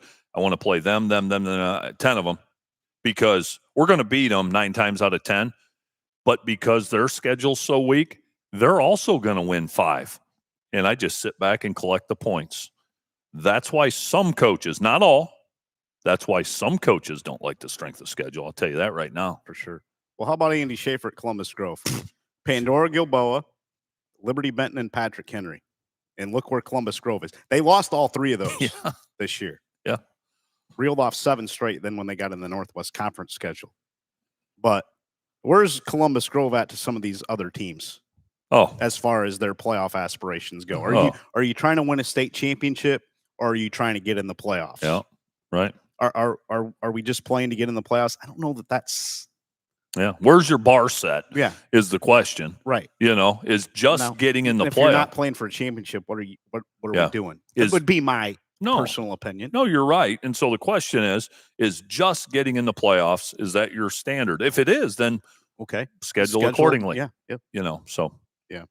No doubt about that. Let's move it to the Green Meadows Conference. Fairview put up 70 last night at home against Hicksville. The Apaches scored 70 for the first time since scoring 73 as far back as I could find against Wayne Trace in 2008. Along with throwing for 295 yards and 5 touchdowns, Fairview quarterback William Zedek ran for 142 and 3 scores. Gavin Garza, Gavin Mead, Calvin Kepler, Logan Olinger, Brody Williams, and Shady Fritch caught touchdowns last night for Fairview. The Aces had 211 rushing, led by 98 from Cross Zedek in that one. But Fairview will go into the playoffs at 9-1 and an explosive offense. Defense, we'll see if they can. They're going to have to just outscore folks, it looks like. Yeah, and they play a familiar foe, mm-hmm. the Tenora Rams. Yeah. And do you think, Lynn, when when Fairview lost to Paulding, some people thought, Fairview's maybe not as good as I thought. You know what I mean? I don't know. But they're 9-1, mm-hmm. Yeah. And so, their offense can score against anybody. Oh, yeah. The question will be the defense. Yep. Fairview Tenora, that's a game we had, right? Yep. Seems like forever ago. Yeah, seems like it was 3 months ago. Yeah. Only been about a month. Yeah, 49-28. Yeah. 49-28. So, can Tenora hang in there Mm-hmm. in a rematch? Yeah. That'll be the question. Winner will get the 4 seed, which would be. Yep. That would be Paulding. You think Fairview wouldn't be laying for a Paulding rematch? That would be, that might be a game cast possibility. Doggone. Here in 2 weeks. Yeah. Ooh, That would. Some potential options. Yeah. Oh. That would be at Paulding, though. It would be at Paulding. Yeah. Is that where it was when they played the first time? It was, I believe, because last year Yes. it was at Fairview, right? It was a game that we had the game cast for. That's right. So rematch is awaiting for Paulding no matter what. There's going to be some rematches across the board. Yeah, no doubt about that. Let's see here. I lost track of where I was. Oh, there we go. Paulding 33-6 over Antwerp last night. The Panthers rounded out the regular season 10-0 for the first time since 1988 and won the GMC crown outright. Who would have thought a couple years ago that Paulding would win the Green Meadows Conference outright and be 10-0? What a job by Jim Menzie. It's unbelievable what Jim Menzie's done. You know, when they were in the Northwest Conference with Grove and Bluffton and all those guys, I always thought the GMC made a lot more sense. But boy, oh boy, just struggle after struggle, season after season, and you know, some different coaches that couldn't get them going, and they just turned to a hometown guy. Yep. Sometimes you look too high, too low, and too far for the right fit, and he's sitting right there in your community. Yep. 10-0. I'm tickled for him. Yeah. Congratulations to Coach Jim Menzie. He was just a little shaker back then in 1988 when they last went 10-0. That was just a 6-0 game at halftime last night. Paulding was leading Antwerp, but turned it on in the second half. Avery Cooper found the end zone 3 times. Jalen Mann's 67-yard interception return for a score, and Jackson Griffith caught a 13-yard touchdown for Paulding. But congratulations to the Panthers, 10-0 season. Boy, just amazing the turnaround that they have had with that program and Jim Menzie. Yep, and they won't soon forget this in Paulding. And I can tell you, without even going there, the vibe in the school, in the community, that place has to be hopping, and it should be, man. Well earned by those players and coaches at Paulding. Congratulations. Yeah, a program that was just struggling to find wins, and now they're on top of the world in the Green Meadows conferences, and they head into the playoffs, and they're have a bye and hosting in week 12. Yeah, and Lynn, the one thing you see, and I've seen it in other sports, you have too, a season like that at a place like Paulding, who hadn't had a ton of success, can change an entire generation. Yep. Those young kids, it can. Yeah, be interested to see what's happening in a decade from now. And Paulding, we have, you know, and even further down the road, we may be talking to those kids if Black Swamp football is still around. And you know, 10 years or so. And what you look up to? Oh, we looked up to that 2025 team. Yeah. It does. It has that impact. So you have this kid who's maybe, you know, in 4th, 5th, 6th grade, maybe on the bubble. Do I want to play football? And kid's got the fever now, man. Yeah. Be curious to see what that community is like this week. And the Panthers are playing. Fairview, Tenora, you go duke it out. Oh man, what a rematch that would be. But the Tenora, I'm doggone. Yeah, watch out. I know. The record kind of is what it is, but I know. And if you're Fairview, though, you're going anybody. But because just the familiarity. When you play a league foe, you'd much rather play Western Reserve. Right. You know what I mean? Right. Western Reserve has Bluffton, I believe. Yes, they do. I actually heard from Coach Ty Stevenson from Western Reserve this morning as they will play the Pirates this week in Region 22 there. Tenora 34-30 over Edgerton last night. They were down 30-6 at the half. but rallied to defeat the Bulldogs on the road. Owen Farrell was 27 of 44, over 300 yards passing, 305. He threw 5 touchdowns to pace the Rams, who round out the regular season at 5-5. Parker Hancock sealed the victory with an interception with 46 seconds remaining. Edgerton quarterback Maddox Baker threw for 178, and he had 128 rushing and 3 scores before leaving with an injury for Edgerton, and that's a significant impact possibly for Edgerton moving forward, and hopefully nothing too serious for Maddox, and hopefully he can get back out there. Yeah, gosh, absolutely. Yeah, and as we said moments ago, the rematch with the Eden Bombers, who finished in the 8 spot. So rematch is always, I think, benefits the team that came up short the time before, probably. Probably. Yeah, you know? I would agree with that. Wayne Trace rounding out the GMC slate from night to go, 20-12 over Ayersville, but Wayne Trace rounds out the regular season with a victory in that one. Ayersville had a 239-89 edge and rushing, but only put up 12 points. Reese Moorhead, 18-26 passing, 196 yards, with 5 of those passes going to Zach Stoller, who had 75 yards and a score. Carter Clemens also had 5 snags and 57 yards with 1 score for Wayne Trace. Eli Berner, 129 on the ground on 24 lugs to lead Ayersville and surpass the 1,000-yard mark in that one. But another close loss for the Pilots, and Wayne Trace wins a close one. They feel like they've kind of been snake bitten a little bit in those close games, but get one on the road at Craig McCord Field a night ago. Yeah, and so it's time to turn to the off season for those programs, and what are they going to do to get better? It's going to start in the weight room, and coaches are going to have to sharpen their skills as well, and so they'll be turning in equipment, getting ready for basketball. Cardinal Division of the NLL last night, Fremont Ross shut out Bowling Green 28-0. Little Giants rounded out the regular season with another strong defensive effort. They allowed just 34 points in their 4 Cardinal Division games this season, did Fremont Ross. BG mustered only 36 yards rushing on 28 attempts. They threw for 126 behind Grant Gillespie in that one, but BG finishes 2-8 overall and 0-4 in the division this season. Fremont Ross will head into the playoffs now. So Fremont Ross finished in the 11 spot. Lynn, they will draw a 6-4 Olmsted Falls team. Here's the problem for the winner of that one. Avon is awaiting them. And Avon has 1 blemish this year to Spruce Creek, Florida, 25-22. And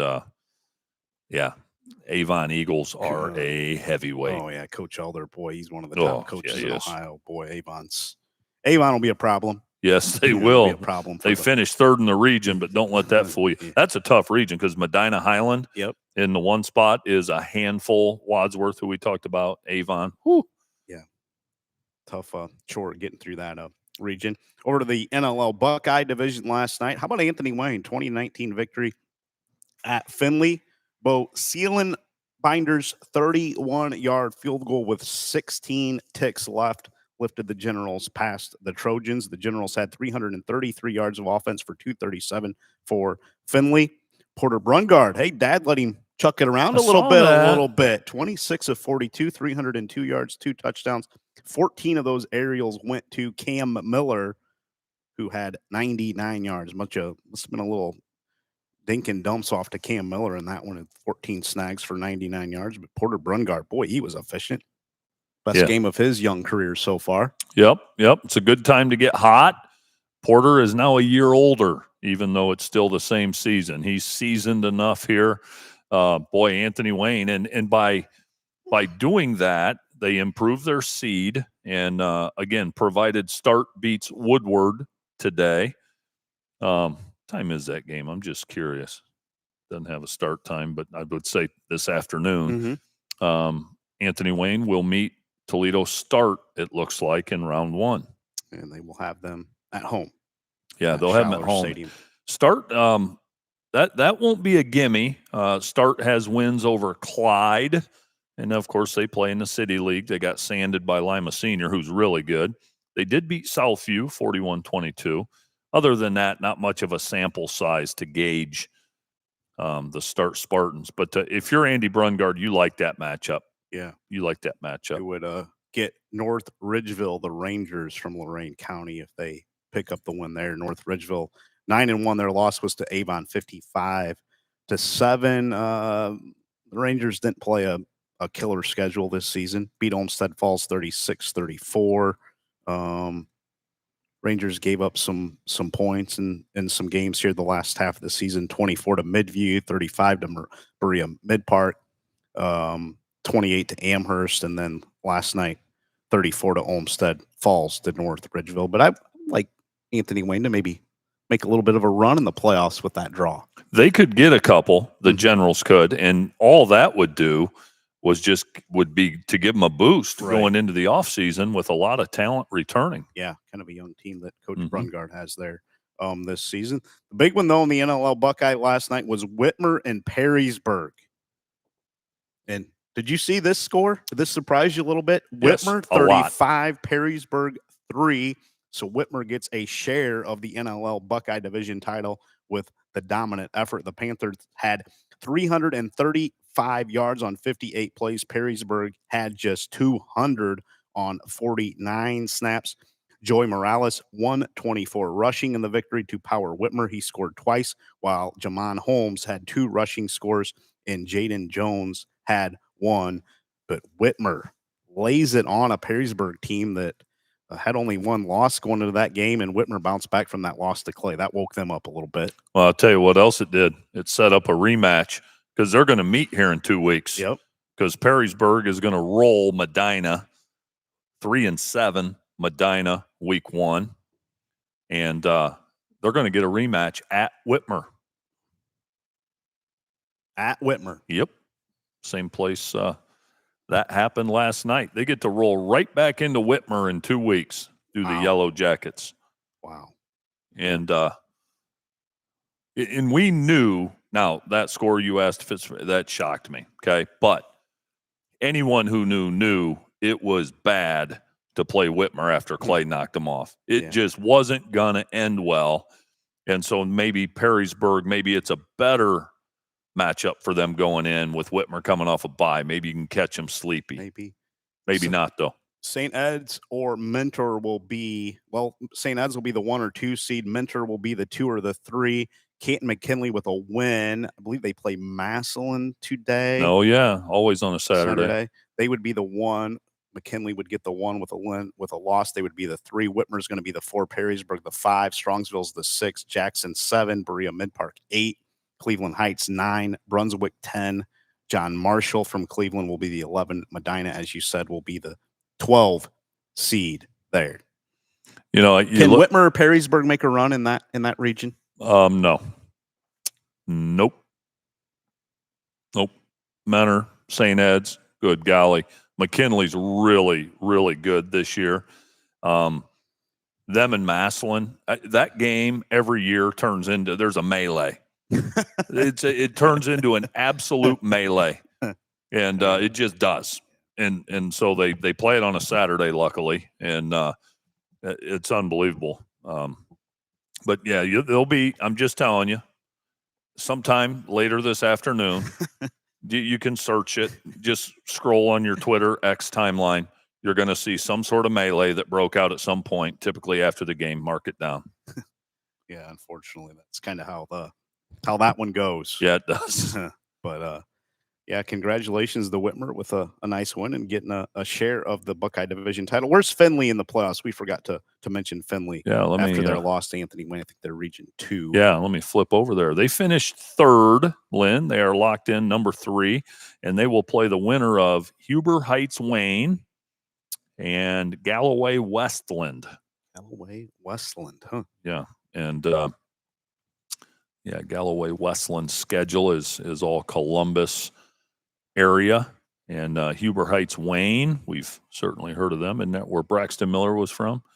Yeah, I think you are correct. I think that is right. Yes. Huber Heights Wayne lost to Lakewood St. Ed's 63-27. They lost to Pickerington Central, who's really good, 9-1, 30-28, and beat a bunch of Dayton area teams. Miami's Berg Centerville down there. So, well, I'll tell you, Finley, they could win a game or two. They could win a game or two. They got to be stinging after last night, though. I think they were probably on paper should have won that game. Yeah, probably on paper, no doubt about that. Blanchard Valley Conference, go to some smaller schools here. Pandora Gilboa 43-7 over Riverdale last night in Mount Blanchard. The Rockets romped with 388 total yards for 110 for Riverdale. PG scored 24 points in the first quarter and got 261 yards and 2 touchdowns passing from Corey Girton, who fired 3 passes for 124 yards and a score to Chase Meyer. Ben Burkholder added 2 rushing scores and 51 yards on the ground for PG, as they had no problem picking up the win over Riverdale on that one. And PG make a little bit of a run possibly here in the postseason. North of Baltimore would be their foe round 2 if they can get by round 1. Yep, they play Arlington in a BVC rematch, 24-14. So Pandora will be the favorite there. And then, as you said, they would get North Baltimore and top 4 teams there: Lima Central Catholic, North Baltimore, Lipsick, and Grove.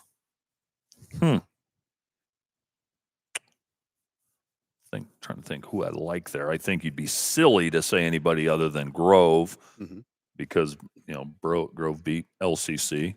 Yeah, Lipsick, just that one blemish, a loss to Liberty Benton. Right. Lipsick's a contender. You've got to give them that respect. We'll talk about Lipsick here in just a second after we go through the Liberty Benton Van Buren recap from a night ago. Okay. The Eagles of LB 49-7 over Van Buren claimed the BVC title outright with their 10th running clock of the season. The Eagles put up 420 rushing last night, led by 174 and 4 touchdowns from Zach Elkert, while quarterback Connor Barbara added 154 yards and 2 scores on only 6 keepers. Asher Norman chipped in 92 yards and a score. Seth Elkert caught a pass in his 45th straight game with 4 grabs, going for 56 yards. LB outscored foes 478-47 in the regular season and went 10-0 for the first time in 11 years, as LB will go into the playoffs as the 5 seed in the Region 18 postseason. Real quick, I'll say about Van Buren, that Tenora comeback last night hurt them because they're one of the teams Tenora jumped. Yep. And they'd had to go to 3rd level points because Van Buren would have been tied for that 12th spot. But bottom line, Liberty Benton, number 5 in Division 5, Region 18. And they're going to lock horns with Delta, the Delta Panthers. I think that's interesting. I remember Delta one year, and I didn't like Delta's chances. Overtime. Multiple overtimes. I think 3 overtimes in the end. Yeah. 40-some to 40-some, and came down to like a point.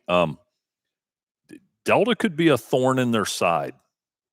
I don't know if Delta defensively can hold up. I remember what Archbold did offensively. Liberty Benton's very similar with how they attack offensively, except Liberty Benton has maybe a little more speed, a little more team speed. A lot more team speed. Okay. And they're going to throw it downfield a little bit more than Archbold did. They will. The thing that Delta's going to find tough sledding against Liberty Benton is that physical big front. It's going to be a lot like trying to run on Liberty Center. Yes. I said a lot like, so don't get your feathers ruffled if you're listening. I didn't say like, I said a lot like, minus the depth. Yeah. You don't have the depth at Liberty Benton, but Delta's going to find rushing tough. The problem is when you have to throw it against Liberty Benton, they're uber athletic on the back end. Yeah, that'll be a tough ask for Delta. It will. Liberty Benton's strengths are kind of Delta's I agree. weakness maybe in that matchup. That'll be a tough one for Coach Mike Vickers, but they're young still. A lot of sophomores on that Delta team. Good Lord, yeah. But that'll prepare Liberty Benton though a little bit for Liberty Center down the road. Yeah, I think that's a really good game for Liberty Benton out of the chute. Seriously, you don't want to play a team that's 5 wide, air raid, empty, and then turn around and play Liberty Center. Yeah. You'd like to play one in the phone booth before you play Liberty. Yeah, so get them a little bit prepared for that possible matchup. Also in the BVC, Lipsick 47, 8-7 last night. The Vikings tallied the final 25 points to cruise by Ada last night. Marquise Williams ripped off 182 yards and 3 scores, while Aaron Hazelton had 168 yards and 17 lugs. Mark Kirkendall also had a rushing touchdown. Avery Paris caught 5 passes, 118 yards and a touchdown. Avery became just the second Lipsick Viking to have 1,000 yards receiving in 10 games, according to Rick Moyer. Thank you, Rick, for that little tidbit. Is Mr. Paris had an outstanding season catching the ball from Mark Kirkendall. Yeah, boy, those two are quite a connection. Congratulations to Avery Paris, and Mark Kirkendall just keeps chugging along, man. Yeah, that they guy's got some talent. Marquise Williams in there too. Ooh, yeah, they some do. skill. Yeah, that's why I think Lipsick deserves that respect. They earned that number 3 seed, just one loss, and they'll be a factor in there. And plus, let's not overlook the fact that they're a very well coached football team. The Vikings would get the winner of Sycamore, Mohawk, Montpelier in round 2. That would be at John Edwards Field in Lipsick. Okay. I think Mohawk's solid, Lynn. What's Mohawk's schedule Mohawk's look like solid this season? They have 2 losses. They lost to 9-1 Colonel Crawford, who we know is a physical, rugged team, 24-21. Okay. Back in week 4. Now, something didn't add up. They got sanded last night. Oh, they did. They got sanded 50-19 by Seneca East. Ooh. Now, week 9, they beat Cary 29-28 in overtime. They beat Ayersville 40-15. Calvert 39-6. So I wouldn't say, they beat 2-8 Ayersville, 1-9 Bucyrus, 3-7 Buckeye Central, 3-7 Winford. So 4-6 Calvert. I wouldn't say 3-7 Cardington Lincoln. Strength of schedule's great, but is the strength of schedule in the BVC great? Outside of Liberty Benton, now Pandora, Gilboa, Arlington, very respectable. Mohawk Lipsick would be a nice matchup. Mm-hmm. It'd be a nice matchup. Yeah. I would give Lipsick the edge there at home. Okay. Let's talk about the Midwest Athletic Conference a night ago. Marion Local survives another one. 7-6 over Coldwater. Marion Local won its 48th straight MAC game and completed its 6th straight perfect regular season by trimming the Cavaliers, which lost 4 regular season games for the first time since 1994. But don't let that deter you. The Coldwater is going to be a factor once we get into the Division 6 playoffs here as we roll on here in the next 6 weeks of the high school football season. Andrew Schmackers had the only touchdown for Marion Local last night, a 99-yard touchdown jaunt on a kickoff return after Bryce Koshat had a 40-yard field goal for Coldwater with 1:30 left in the third quarter. 2 field goals for Coldwater in that one. Marion Local had 190 yards of offense, and Coldwater had 196. Camden Eifert had 80 yards rushing for the Flyers, and Carson Holman had 176 rushing and passing combined for the Cavaliers in that one. But Marion Local survives another one. 7-6, no offensive points. Get the kick return for a score. Finding ways to win. Did you see the kick return highlight, I Lynn? did not. I did not. I did. It looked like he was going to be knocked out of bounds 3 different times. Like, if you watch it unfold, he catches it and real methodically just kind of trots up, set up his blocking, breaks it to his left, and you're thinking he's going to get out to about the 30. And then he slips a tackle, and it looks like he's going to get knocked out of bounds twice. And then next thing you know, he breaks loose up the sideline. That was not a kick return that you saw coming. Unbelievable. Here's the thing. You can play nearly perfect, and Coldwater looks like they did defensively, but that one mistake, and Marion Local will make you pay for it, for crying out loud. Yeah, boy. There's been 4 teams this season that have kind of had a chance against Marion Local, and the Flyers have survived. Let's see if they can survive the playoffs there in on a collision course with St. Henry in there in Region 28, and that'll be for the state championship, probably. It will, when and those two meet. their first playoff game could be a rematch with Minster. Lynn, they're the 1 seed. They get Minster and Sidney Lehman, and now Sidney Lehman comes in 9-1. Okay. A common opponent would be Sidney Lehman, played Delphus St. John's way back in week 1. Sidney Lehman won that 56-35. But I won't overcomplicate it. I like Minster in that game against Sidney Lehman, even though they're 6-4. Lehman's 9-1. They're a MAC team. I mean, Minster. My track record with them this year, I'm like 1-9 picking Minster games. I pick against them, they win every time. What did our good friend Rob Gagne tell us this morning? Pick MAC schools in the playoffs. Don't pick against MAC school. You're right, absolutely. And pretty sound advice. It's sound advice. It's savvy. He's seen it. But yeah, so that's interesting. And then when you look at Division 6, Region 24, where the Coldwater Cavaliers reside, even with their 6-4 record, they get a bye. And they will play then the winner of St. Bernard, Elmwood Place, and Covington, the Covington Bucks. And you want to know who I'm taking in that second round game? I'm taking Coldwater. I would too. What's the nickname of St. Bernard, Elmwood Place, Coach? You know? Don't cheat. Well, I was you cheated. Well, I was going there to look at their schedule. So they only have one blemish. They lost week 1 to Cincinnati North College. I thought I could stump you with that. You would have. What have I got you? You would have gotten me.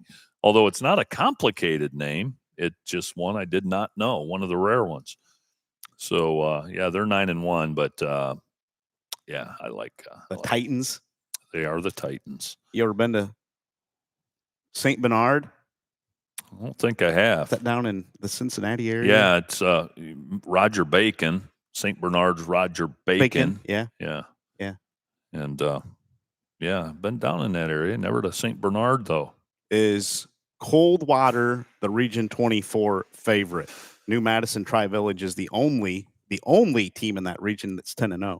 Mm-hmm. Mechanicsburg, always a team that is physical team, tough, a lot of playoff success through the years.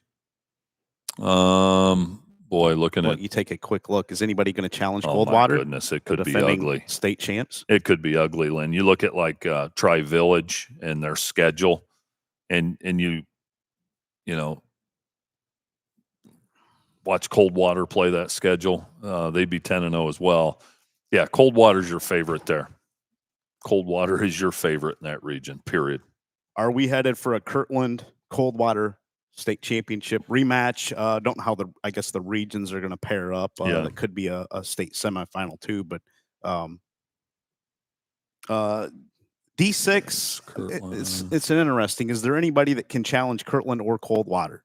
Anna is 3rd and the Fantastic 50. Bluffton 4, Archibald 5, Hopewell Loudon 6, 7 is Margaretta, Patrick Henry 8, Fort Fry 9, and then Centerburg is 10. I don't know that there's just a bunch of powerhouses in D6 this season from my perspective. Anna beat Coldwater 14-7 during the regular season, and we know that MAC scores in the rematch end up very similar, but that's one you feel like Coldwater might be able to flip that script. Yeah. Don't you? Yeah. I'd say Anna's got to be considered in that region, right? Okay. Anna will be the 6th seed in Region 24.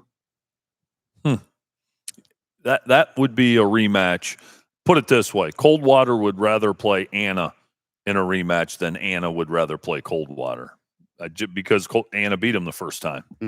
And then the last thing you want to do is play a team from your own conference, especially when it's the MAC in the playoffs. Yeah. You know, be interesting see how Division 6 plays out and where teams like Bluffton and Archibald and Patrick Henry fit in there. A little bit of maybe a down year in D6 compared to past years where there was somebody that's just a juggernaut that was a clear championship contender. Maybe not the same Coldwater team with the 4 losses this season, but still formidable, but maybe not the team that that they've traditionally had. Yeah, and maybe a cold water team that a Patrick Henry or an Archbold could maybe get, maybe. Yeah. Especially with PH's defense. I'm telling you, the Patriot defense right. can carry the day. Yeah, no doubt about that for sure, Coach. Also in the MAC last night, a recap that we have in some stats. So we have Minster 28, Fort Recovery 21. The Indians trimmed a 28-14 deficit to 7 points with 9:46 remaining, but Minster held on to claim the road victory there. 320 yards for the Wildcats to 260 for Fort Recovery, who awaits their playoff fate here today. Carson Kaler had 113 yards rushing for Minster, and Reese Wendell churned out 142 and 2 scores for Fort Recovery in that one. Yeah, the Minster Wildcats, Lynn, they're in that 8-9 matchup. As I mentioned a minute ago, they are the 9 seed. They will play the 8 seed, Sidney Lehman. And what's Fort Recovery's deal hinge on? They're 12 to out. I looked this morning when I got up, and now I have forgotten. That's the one I missed. If you look, is it Lehman Cat now? They've already played. I think Manchester has to play today. Okay. Or nope, they lost last night to Fisher Catholic. So Manchester is, well, they're 8-2 overall record, but Joe Itel has them 7-2 in the standings. So I wonder what that is hinging on.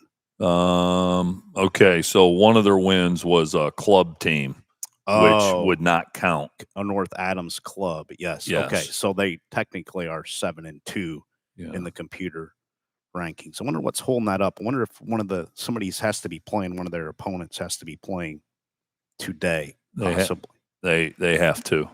And maybe New Miami, who's 3-6. Does New Miami play a game today, Coach? Yes, they do. They play Miami Valley Christian Academy. There you go. Well, they played last night. Maybe they just don't have a score. That was supposed to be last night, but no score there. So that would factor in. Yes. It does 24th. One that's kind of hinging on there, but would love to see Fort Recovery get in and us winning. Well, again, who would they play as the 5 seed? How many of those they'd get Cincinnati College Prep, who's 7-2, and I'll tell you right now, Fort Recovery, they'd be a favorite. Looking at College Prep's schedule, and again, it'd be a shame for Wes Wenning and crew because again, you can look at 6, 7, 8 teams ahead of them. Fort Recovery is a favorite. Who's the who would they get as the 4 seed? Beaver Eastern. They have a chance in that one too. I don't know Eastern's schedule. I don't think it's formidable, is it? It's way down on the Ohio River. Pike County. Yeah. Woo. Beaver, Ohio, Pike County. That's down there, buddy.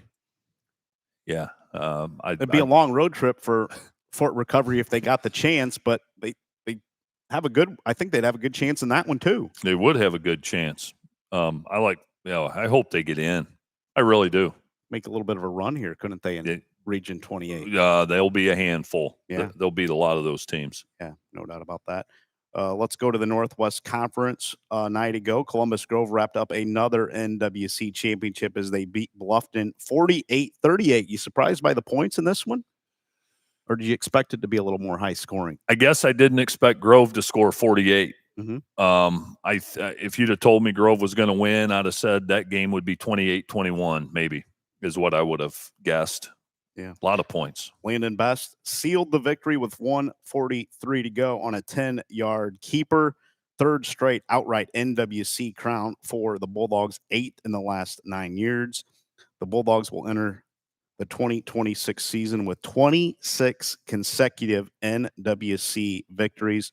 Bluffton actually outgained Grove 457 to 270, but had 3 turnovers. Landon Best, 9 of 10, 138 yards, and 2 scores behind center for Grove. Trevin Baxter caught 6 passes for 47 yards. Brody McClure, Best, Gavin Baxter, and Brady Basinger had the other Grove touchdowns. Grove has now won 9 straight on the Pirates. Keep in mind, folks, these 9 straight, we're not talking Bluffton teams that are going 3-7, 4-6. You're talking Bluffton teams that have gone 9-1, 8-2, 9-1. And there's something Columbus Grove has on them psychologically that. Yeah, and I'm trying to think of the last few, at least the last half of those. I don't know that Bluffton's had a lead on them.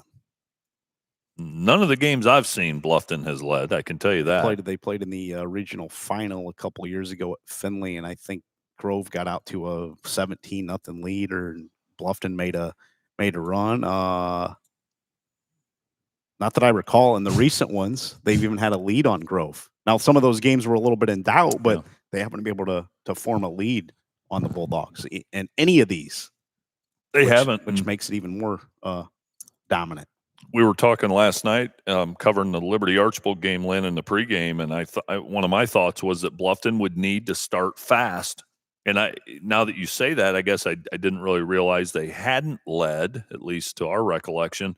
And they need to. They need to feel good about something and build some confidence, but Grove just doesn't let them do it. And when will that streak end? I don't know. As long as will it ever end? Will it ever end? I mean, it's really something. Yeah. And again, these are Bluffton teams that are really good football teams. Yeah. And well coached football teams. And Grove just has their number. Lay out the playoff aspirations for Grove and Bluffton. Bluffton gets Collins Western Reserve, and Columbus Grove, where are they at there in Region 26? Yeah, so Columbus Grove, man, with their late run, ends up getting a bye in the 4 spot. They get the winner of Gibsonburg and Morrill Ridgedale. So a great draw that was earned by Columbus Grove. You look at the strength of their schedule. So I like Grove. I like Grove in that first home game at Clymer Stadium in 2 weeks. Yeah. Who's the biggest challenge to Grove in that region in your mind, Coach? Lima Central Catholic, for my money. Now, you can say, well, Pandora Gilboa beat them. Mm-hmm. Well, they did, but LCC. Okay. Absolutely. Okay. Let's shift it over to the NWOAL from a night ago, a game that we had, and Archbold had a 14-0 lead on Liberty Center. First time that Liberty Center has been behind on the scoreboard this season, but the Tigers stormed back, won their 34th straight league game and 4th consecutive league championship by scoring the final 33 points. The Tigers 10-0 put up 469 total yards. 420 of those were on the ground. Garrison Cruz shredded the streaks for 233 and a score on 21 totes. Thomas Moeller added 155 and 3 trips to pay dirt. Archbold had 294 yards. 85 of those came on a Maddox Penner to Ryder Ryan pass that put Archbold up 14-0. Penner threw for 254, and with Ryan having 92 yards receiving. Morgan Harris had 6 catches for 89 yards, and they were his top targets. Archbold had 4 turnovers in that one, and LC had 2, but some adversity for Casey Moeller's crew for the first time this season and the first time since kind of that state championship game against Ironton a year ago, and they were pushed a little bit. I think it was a good game for both of these teams, but Liberty Center maybe a little too cute to start the game, trying to throw it around, and didn't get Garrison Cruz involved too much in the first couple of quarters, and Thomas Moeller in the second half. They threw 1 pass, if I remember correctly. I think it was the second play of the second half. And that was it, because I asked you how many passes they were going to throw in the second half, and you said 2. Yeah. And they really got it going there, and then they shut out Archbold the rest of the way. Archbold had a couple of, I don't want to call them gimmicky plays, but they just kind of out-schemed Liberty Center on a couple of passes in that first half. Yeah, they absolutely did. They had a little bootleg throwback to the flat to Anderson Bentley on a 4th and short, and then the big one was another bootleg where they threw it back to Ryder Ryan on a wheel route up the opposite sideline. Those aren't plays you can have a steady diet of. Those are things you draw up during the week and say, okay, here's a shot. We can't miss it, because you can't go to the well more than once on a lot of those plays. And so Archbold, I thought David Dominic and his staff did everything they could possibly do to give their kids a chance. I truly do. Now, defensively against Liberty Center, here's the thing. You must play them. And listen, they've got some talented receivers. We know that. Jackson Lonazak's a great receiver. Ethan Gray, they've got guys that can catch.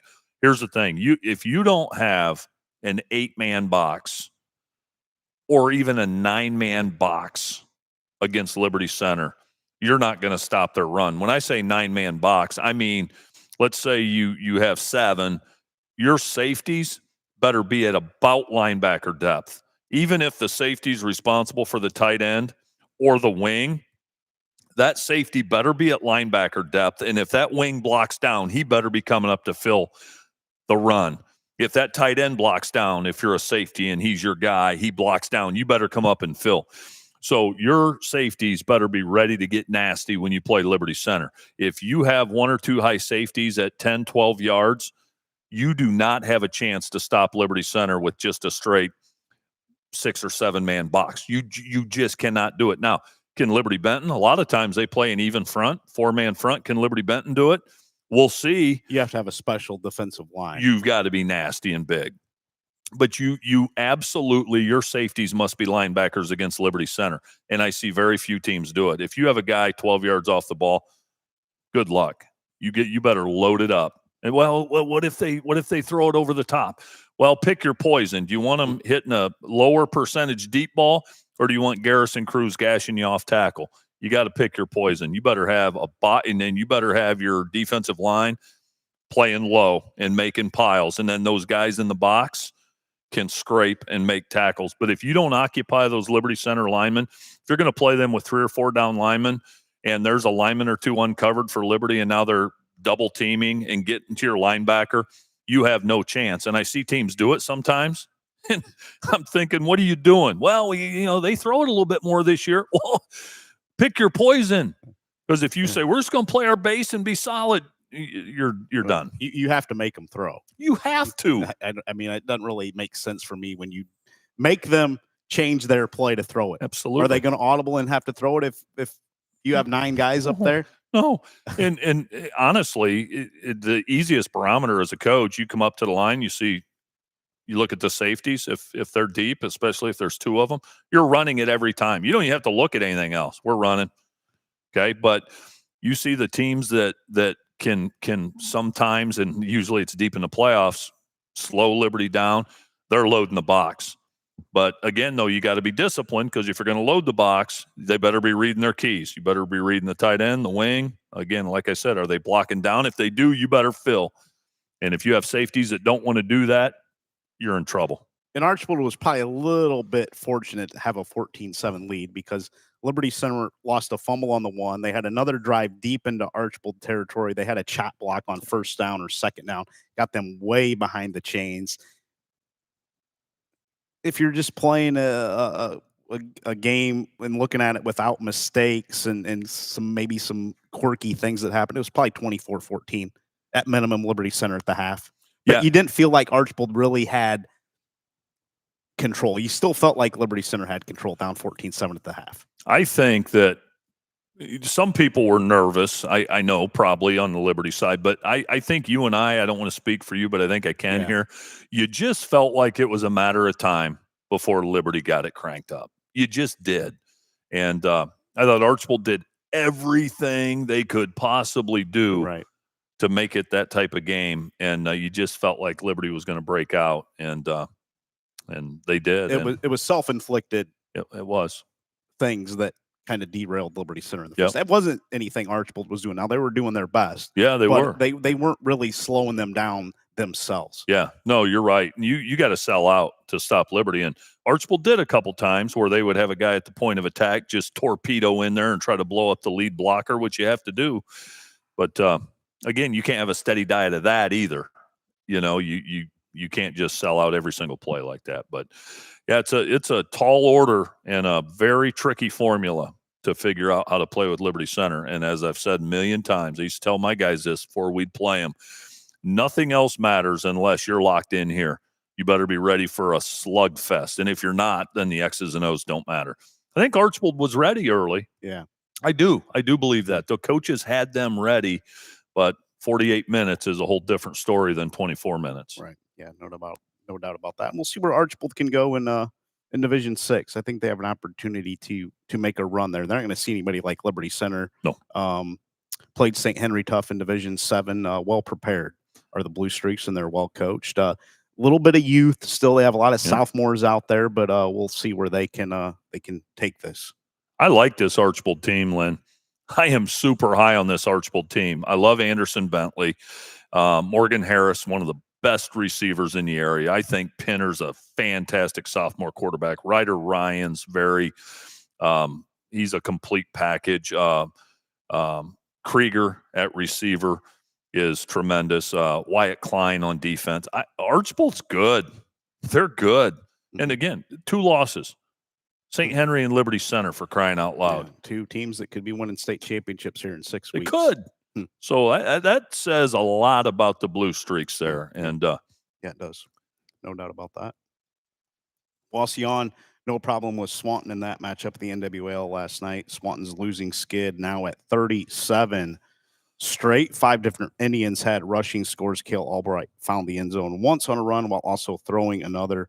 Cleet Van Etten scored a touchdown on a block punt, and Xavier Molina returned an interception for another Indians touchdown. But Wasion rounds out the season with a victory over Swanton and a little down year for the Indians. See where they progress to next season, but they need to find the formula again over there in Fulton County. They do. They don't have the juice. They don't have the energy that you're used to seeing from the Wasion Indians, who typically are a contender in the NWAL. And I know they have some good junior high kids from what I understand, but curious to see where the Indians go from here.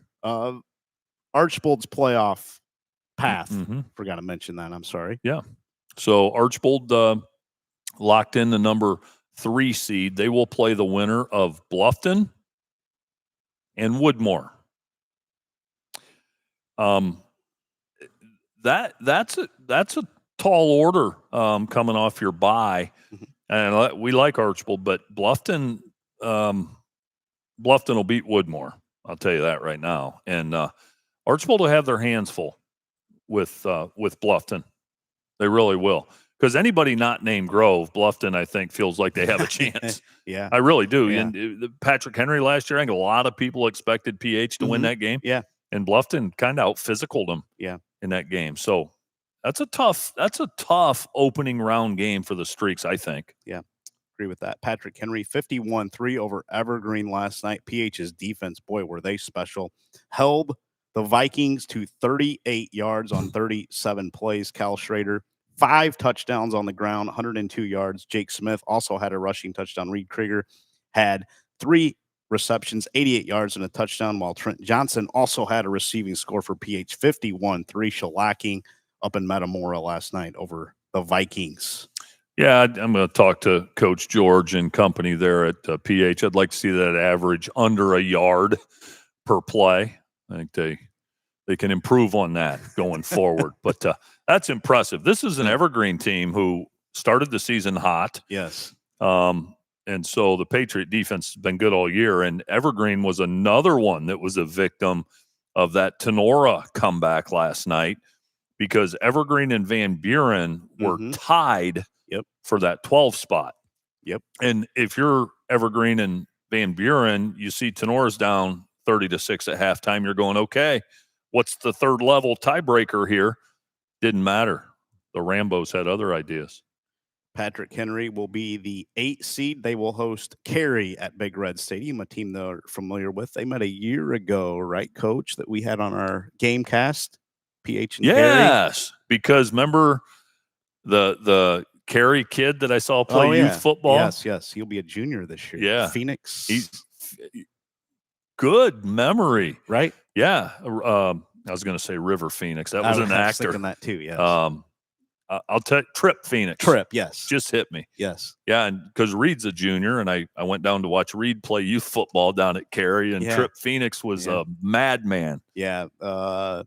Cary's style does not benefit them against this Patrick Henry defense. We saw it a year ago. They couldn't get much done against that Patrick Henry defense. No, and Carey was pretty good. Yes. But Patrick Henry, they feast on that. And, all these teams like Archbold, Patrick Henry, playing Liberty Center, I know it's tough on that night, but does nothing but just make you better for the postseason. Winner of that one would go to Castello Margaretta in round 2 to play the top seed there in Region 22. Hopewell Loudon is the 2, Archbold the 3, Paulding the 4 seed.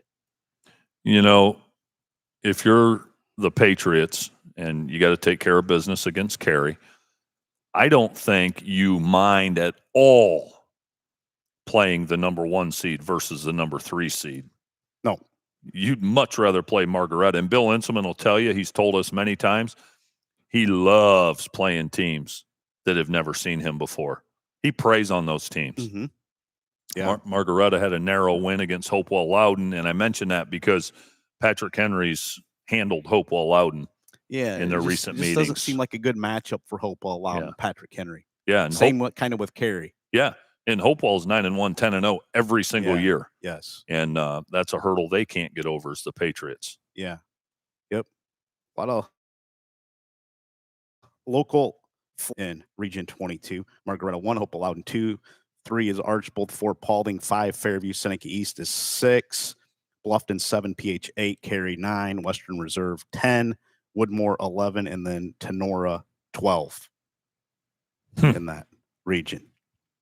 I know we like Division 5, Region 18, Liberty Center, Liberty Benton collision course, but a lot of interesting matchups down the road here with our local teams. Yeah, there is. I like this region as well as any. I think we'll get a local team out of Region 22. I do too. Like our chances. I like our get chances. Somebody to do the state semifinals and probably a matchup with either Anna and Coldwater. I would assume usually that region goes to play the MAC region. And you know what? Unless they want to send them over to the Northeast and play a Kirtland team. Dare I say, I think you'd rather play Coldwater or Anna for once than Kirtland. I haven't studied Tiger Laverty's Hornets this season too much, but I'll get into them a little bit more. But probably you would want to play an Anna or a Coldwater this year. So I think so. Yeah. Anybody not named Marion local, I'll tell you that. Yeah, no doubt about that.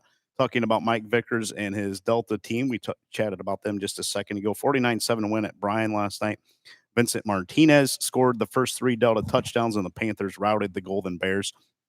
Martinez added another score later and had 98 yards rushing on just a dozen carries. Marcus Nagel led Delta with 157 on the ground and 2 trips to the end zone.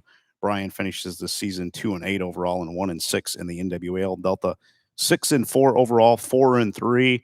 A young team that Coach Vickers has over there, and we'll see what their playoff aspirations look like as we get into week number 11 next week. What I'll be curious about, Lynn, that Delta Liberty Benton game next week. Be curious to hear that halftime score. Yeah, something inside me thinks Delta can hang in there for a half. I feel like they can. 48 minutes is a different story, but I like the way they're coached. I like how they play. I just don't know if they can hold up front against the Eagles. That's why I'm a little worried. They're going to run into a brick wall against that Liberty Benton defense, and Delta's defense, I think, is going to have some issues. Yeah, I'm afraid. Yeah, I am too. Because you put 2-3 guys on Seth Elkert, his twin brother Zach's going to beat you in the running game, and Connor Barber is going to do the same. Yeah, I think that one could get a little out of hand at half. Yeah, if I'm being honest. No, I just think it's a bad matchup for Delta without having a. You're going to have to throw it a little bit against Liberty Benton to move the ball. I don't know that you can just. I know they're good in the backfield, but how much are you going to move those big dudes up front from LB? Keep in mind, Liberty Benton, this was week 2, beat Columbus Grove 41-3. I know. I got to remind myself how good they are. That was a different Columbus Grove team than now, but still, that team is really, really good. 8-man football from a night ago. Sandusky, St. Mary's, Central Catholic, all over Holgate, 51-24. Panthers earned at least a share of the Northern 8 conference crown by blowing out the Tigers. St. Mary scored the first 38 points and led 51-16 at the half. Wyatt Solnicker had 71 yards rushing for Holgate, while Mateo Gomez and Owen Resendez had rushing scores. And that one, Calden Jackson had 3 catches for 47 yards and 1 touchdown. As we go into the final Saturday of the Northern 8, coach, is there's a couple games in the Northern 8 here later on today that we'll sort out the Northern 8 playoff picture here later tonight.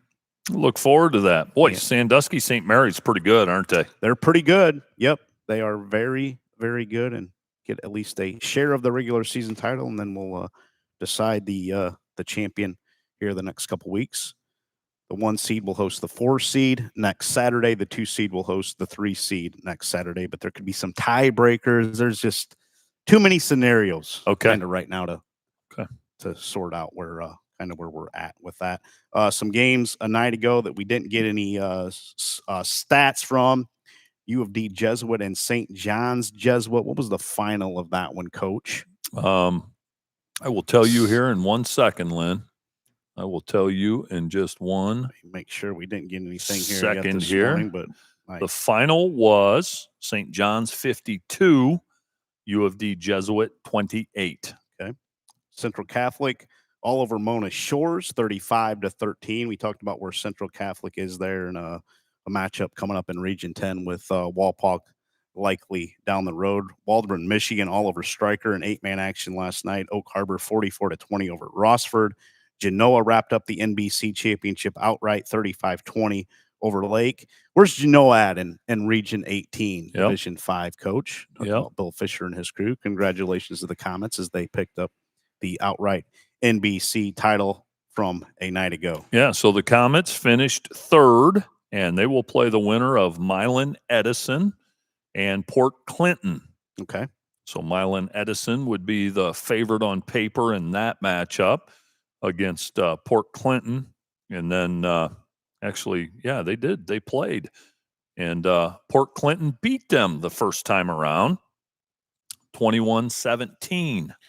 So that's a rematch. Yeah. Port Clinton and Edison. Okay. I'll stick with Edison.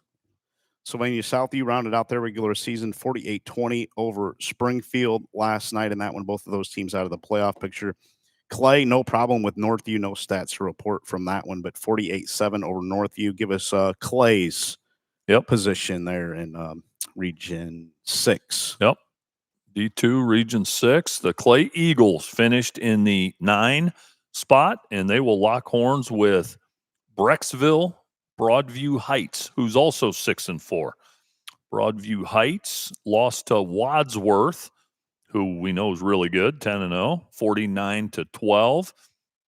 And looking for any other familiar names. Nothing really jumps out, but they're 6-4. Won their last 3 of their last 4 games. Won last night 17-14. So that looks to me like it could be a good matchup. Even matchup, I should say. Bees, correct? Yes, they are the Bees. Yeah, Clay. Great job by Derek Pennington in year 1. Well, I'll tell you they right lost now. A ton a year ago for that great senior class, Mason Heinchel and crew. And see what Mason Heinchel's doing at Pitt? Having a pretty good freshman year there. Unbelievable. It's great to see, too, because he's a great kid. If you'd have told me Derek Pennington going into the Buckeye division of the NLL would have Clay in the playoffs. I'm going to say they moved from the Cardinal to the Buckeye, too. If you'd have told me he'd have him in the playoffs, I'd have said you were crazy. I would have, too. I'm serious. If they were playing in the Cardinal, I would have said, oh, yeah, they'll get in. Absolutely. But not in the Buckeye. Not but in the that Buckeye. win over Whitmer got him in. That's it. So you got to tip your hat to him. Jeez, oh, Pete, what a first year. And they've got some youth. A lot of sophomores. You're darn right. Like Archbold. Yep. And Delta. Yep. That great sophomore Otsego class has some good sophomores. Yeah, a lot of underclassmen that are going to make their way through the area football season for us here the next couple of seasons. Macomb blew out Elmwood 51-0. Anna 35-0 over Parkway. We talked about the Rockets on a collision course with Coldwater there in Region 26. St. Henry trimmed Versailles 26-20. We discussed that one as well, as the Versailles Tigers just couldn't quite sneak into the playoffs with that loss. And St. Henry, Marion Local, as we mentioned, Region 28, collision course there for those two teams. Who would St. Henry get round 2, did you say, Coach? St. Henry would get the winner of Ansonia and New Bremen. What was the regular season New Bremen St. Henry score? St. Henry, that game was at St. Henry, and St. Henry won 20-0. Okay. I mean, I know they got shut out, but they hung in there. Played some pretty good defense. Now, St. Henry hasn't just put up a ton of points, but that's not their style. It's not their ground style. And pound and play really good defense and use the clock and just kind of typical, really good MAC fashion. None of those MAC teams put up gaudy numbers, really. You know, Lynn, not only do they not care about social media down there, they could not care less about statistics. Yeah. They don't care. Yeah. Just win. Yeah, no doubt about that.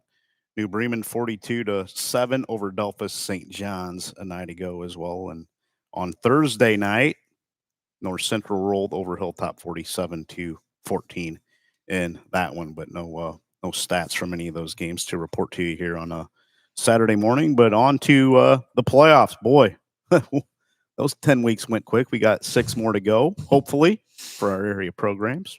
Yeah, hard to believe. Hard to believe. We're through the regular season already, and let's say things shook out kind of how we expected. The one I wasn't sure about going in, could Genoa get it done in the NBC? Mm-hmm. And they won that outright title, so hats off to them. But I love the playoffs. Love playoff football. Here. State champion contenders from our area. Well, the elephant in the room's the Liberty Center Tigers. Legitimate state title contender, Toledo Central Catholic, and Wapak, who's in our coverage area. I think Wapak's a legitimate contender. I don't feel good about our D1s in there with the Mentors and the St. Ed's and those guys. D2 probably the same way. I don't like D2 Avon's with a monster. Yep, and Medina Highland and those guys don't like that. I think in divisions 5 through 7 are our best hopes. Liberty Center, Liberty Benton in 5. Yep. Can a Coldwater and an Archbold, a Patrick Henry, and D6. I'm trying not to leave anybody out here as I'm running through all Anna, of our, maybe. Anna. Yeah. Can they get Kirtland? Yeah, I think They have a chance this season. I do. I think they have. I haven't had a chance. Like I said a few minutes ago, I haven't had a chance to really look at Kirtland. I have not looked at them at all this season. Now they're going to be formidable. Lost to Coldwater in the state final a year ago. They beat the Perry Panthers already because I looked at their schedule the other day. So, and Perry's good again this year. Yeah, in Division 4. Yes, the Perry Panthers, who Liberty played 2 years ago in the Pirates. state finals. Perry Pirates. Pirates. Yes. Pirates. Maslin Perry's the Panthers. Yes, correct. I believe. Correct. So obviously D7 Marion Local. Yeah. Prohibitive Henry favorite. And St. Henry. Yeah, St. Henry for sure. Probably going to be. I'd put probably good money that's going to be Marion Local or St. Henry and D7 and I'd probably put good money on Liberty Center being there in D5 and something unless something crazy happens there, especially with Ironton and Harvest Prep out of the way. Yeah, and no doubt about it. I'm looking forward to it. Can't believe it's that time. Any college football talk we need to hit before we exit here this Saturday morning, Coach? 2 games that I'm curious about. Ole Miss and Oklahoma. Mm-hmm. I'm actually glad to see Oklahoma doing well, to be honest with you. Lane Kiffin, anytime he's involved in something, there's a chance for some shenanigans. So I always like to tune into that. One I'm interested in, and some people would say you're crazy, UCLA at Indiana. Oh, okay. Okay, Indiana and Kurt Signetti, who's just a goofball, awesome coach, goofy guy. UCLA with young Neuheisel calling the shots now. Indiana's a 26.5-point favorite. Mm-hmm. Can Jerry Neuheisel? I don't know. If UCLA competes in this game, then I'll be stunned. I'll be stunned. They've been dynamite the last couple weeks. Yeah, they have. I mean, they got Huge James turn. Franklin fired, Yeah. or you could say Northwestern got James Franklin fired, but Indiana just kills everybody. Can UCLA put up some points? We'll see. Georgia Tech's really good. People don't talk about Georgia Tech. They're really good. They have an unbelievable quarterback that can just Haynes King. That's his name, something like that. He's unstoppable running the ball. South Florida's really good too.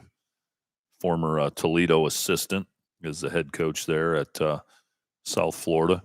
Kansas State. I like watching Kansas because Buffalo's old coach, Lance Leipold, is the head coach at Kansas. That's where careers go to die. Mm-hmm. But Lance Leipold has won everywhere he's gone, and he's got Kansas playing good football right now.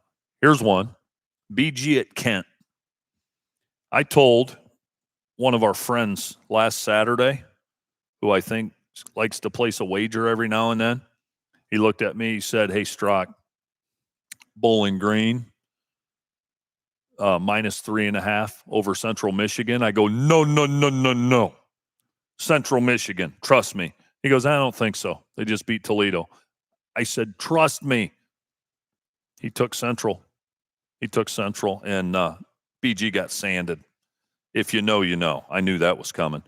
BG at Kent. Kent, the worst football team in the country a year ago, 0-12.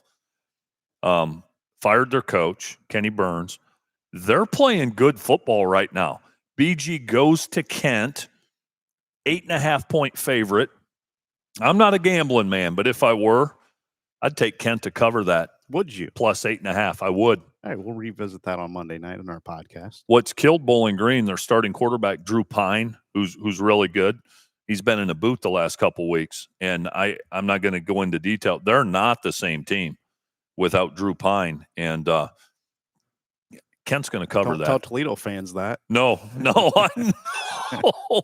Makes that Toledo loss even worse. That was a debacle if you're a Rocket fan. I didn't mind it.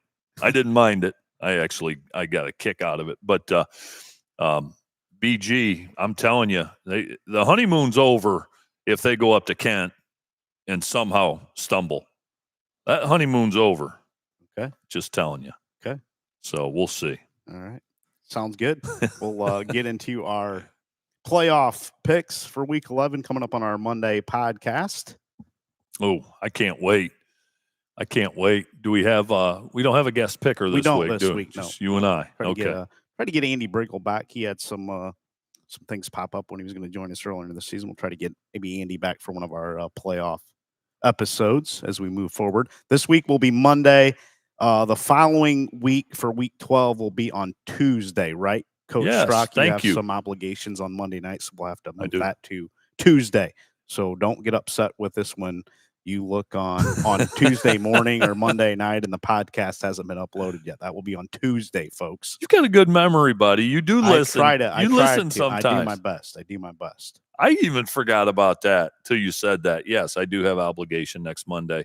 So, yeah. And then the big one that I know everybody's talking about, the Bluffton Beavers on the road to Terre Haute, Indiana today to play the Rose-Hulman Fighting Engineers. Can the Beavers get it done on the road? I wouldn't bet on it. No? No. Jeff Sokol, I believe, still the head coach there at Rose-Hulman. I have to look. I think he is. I was on their website this morning. You mentioned him last night. And been there a long time. Yeah, some smart kids. The Beavers ain't going to outsmart them. I'm going to tell you that. No, not many some future colleges or institutes anywhere are going to outsmart the Engineers. I can tell you that. Now, if I were still at Bluffton, we might outsmart them, but not now. That'd really add to the GPA, huh? Take it down. Huh? Oh, that was good this morning, man. Yeah. Thank you, everybody, for tuning in. Thank you to the Swanton Welding Company, title sponsor of Rise and Rewind. We will talk to you again on Monday night. Have a great weekend, folks.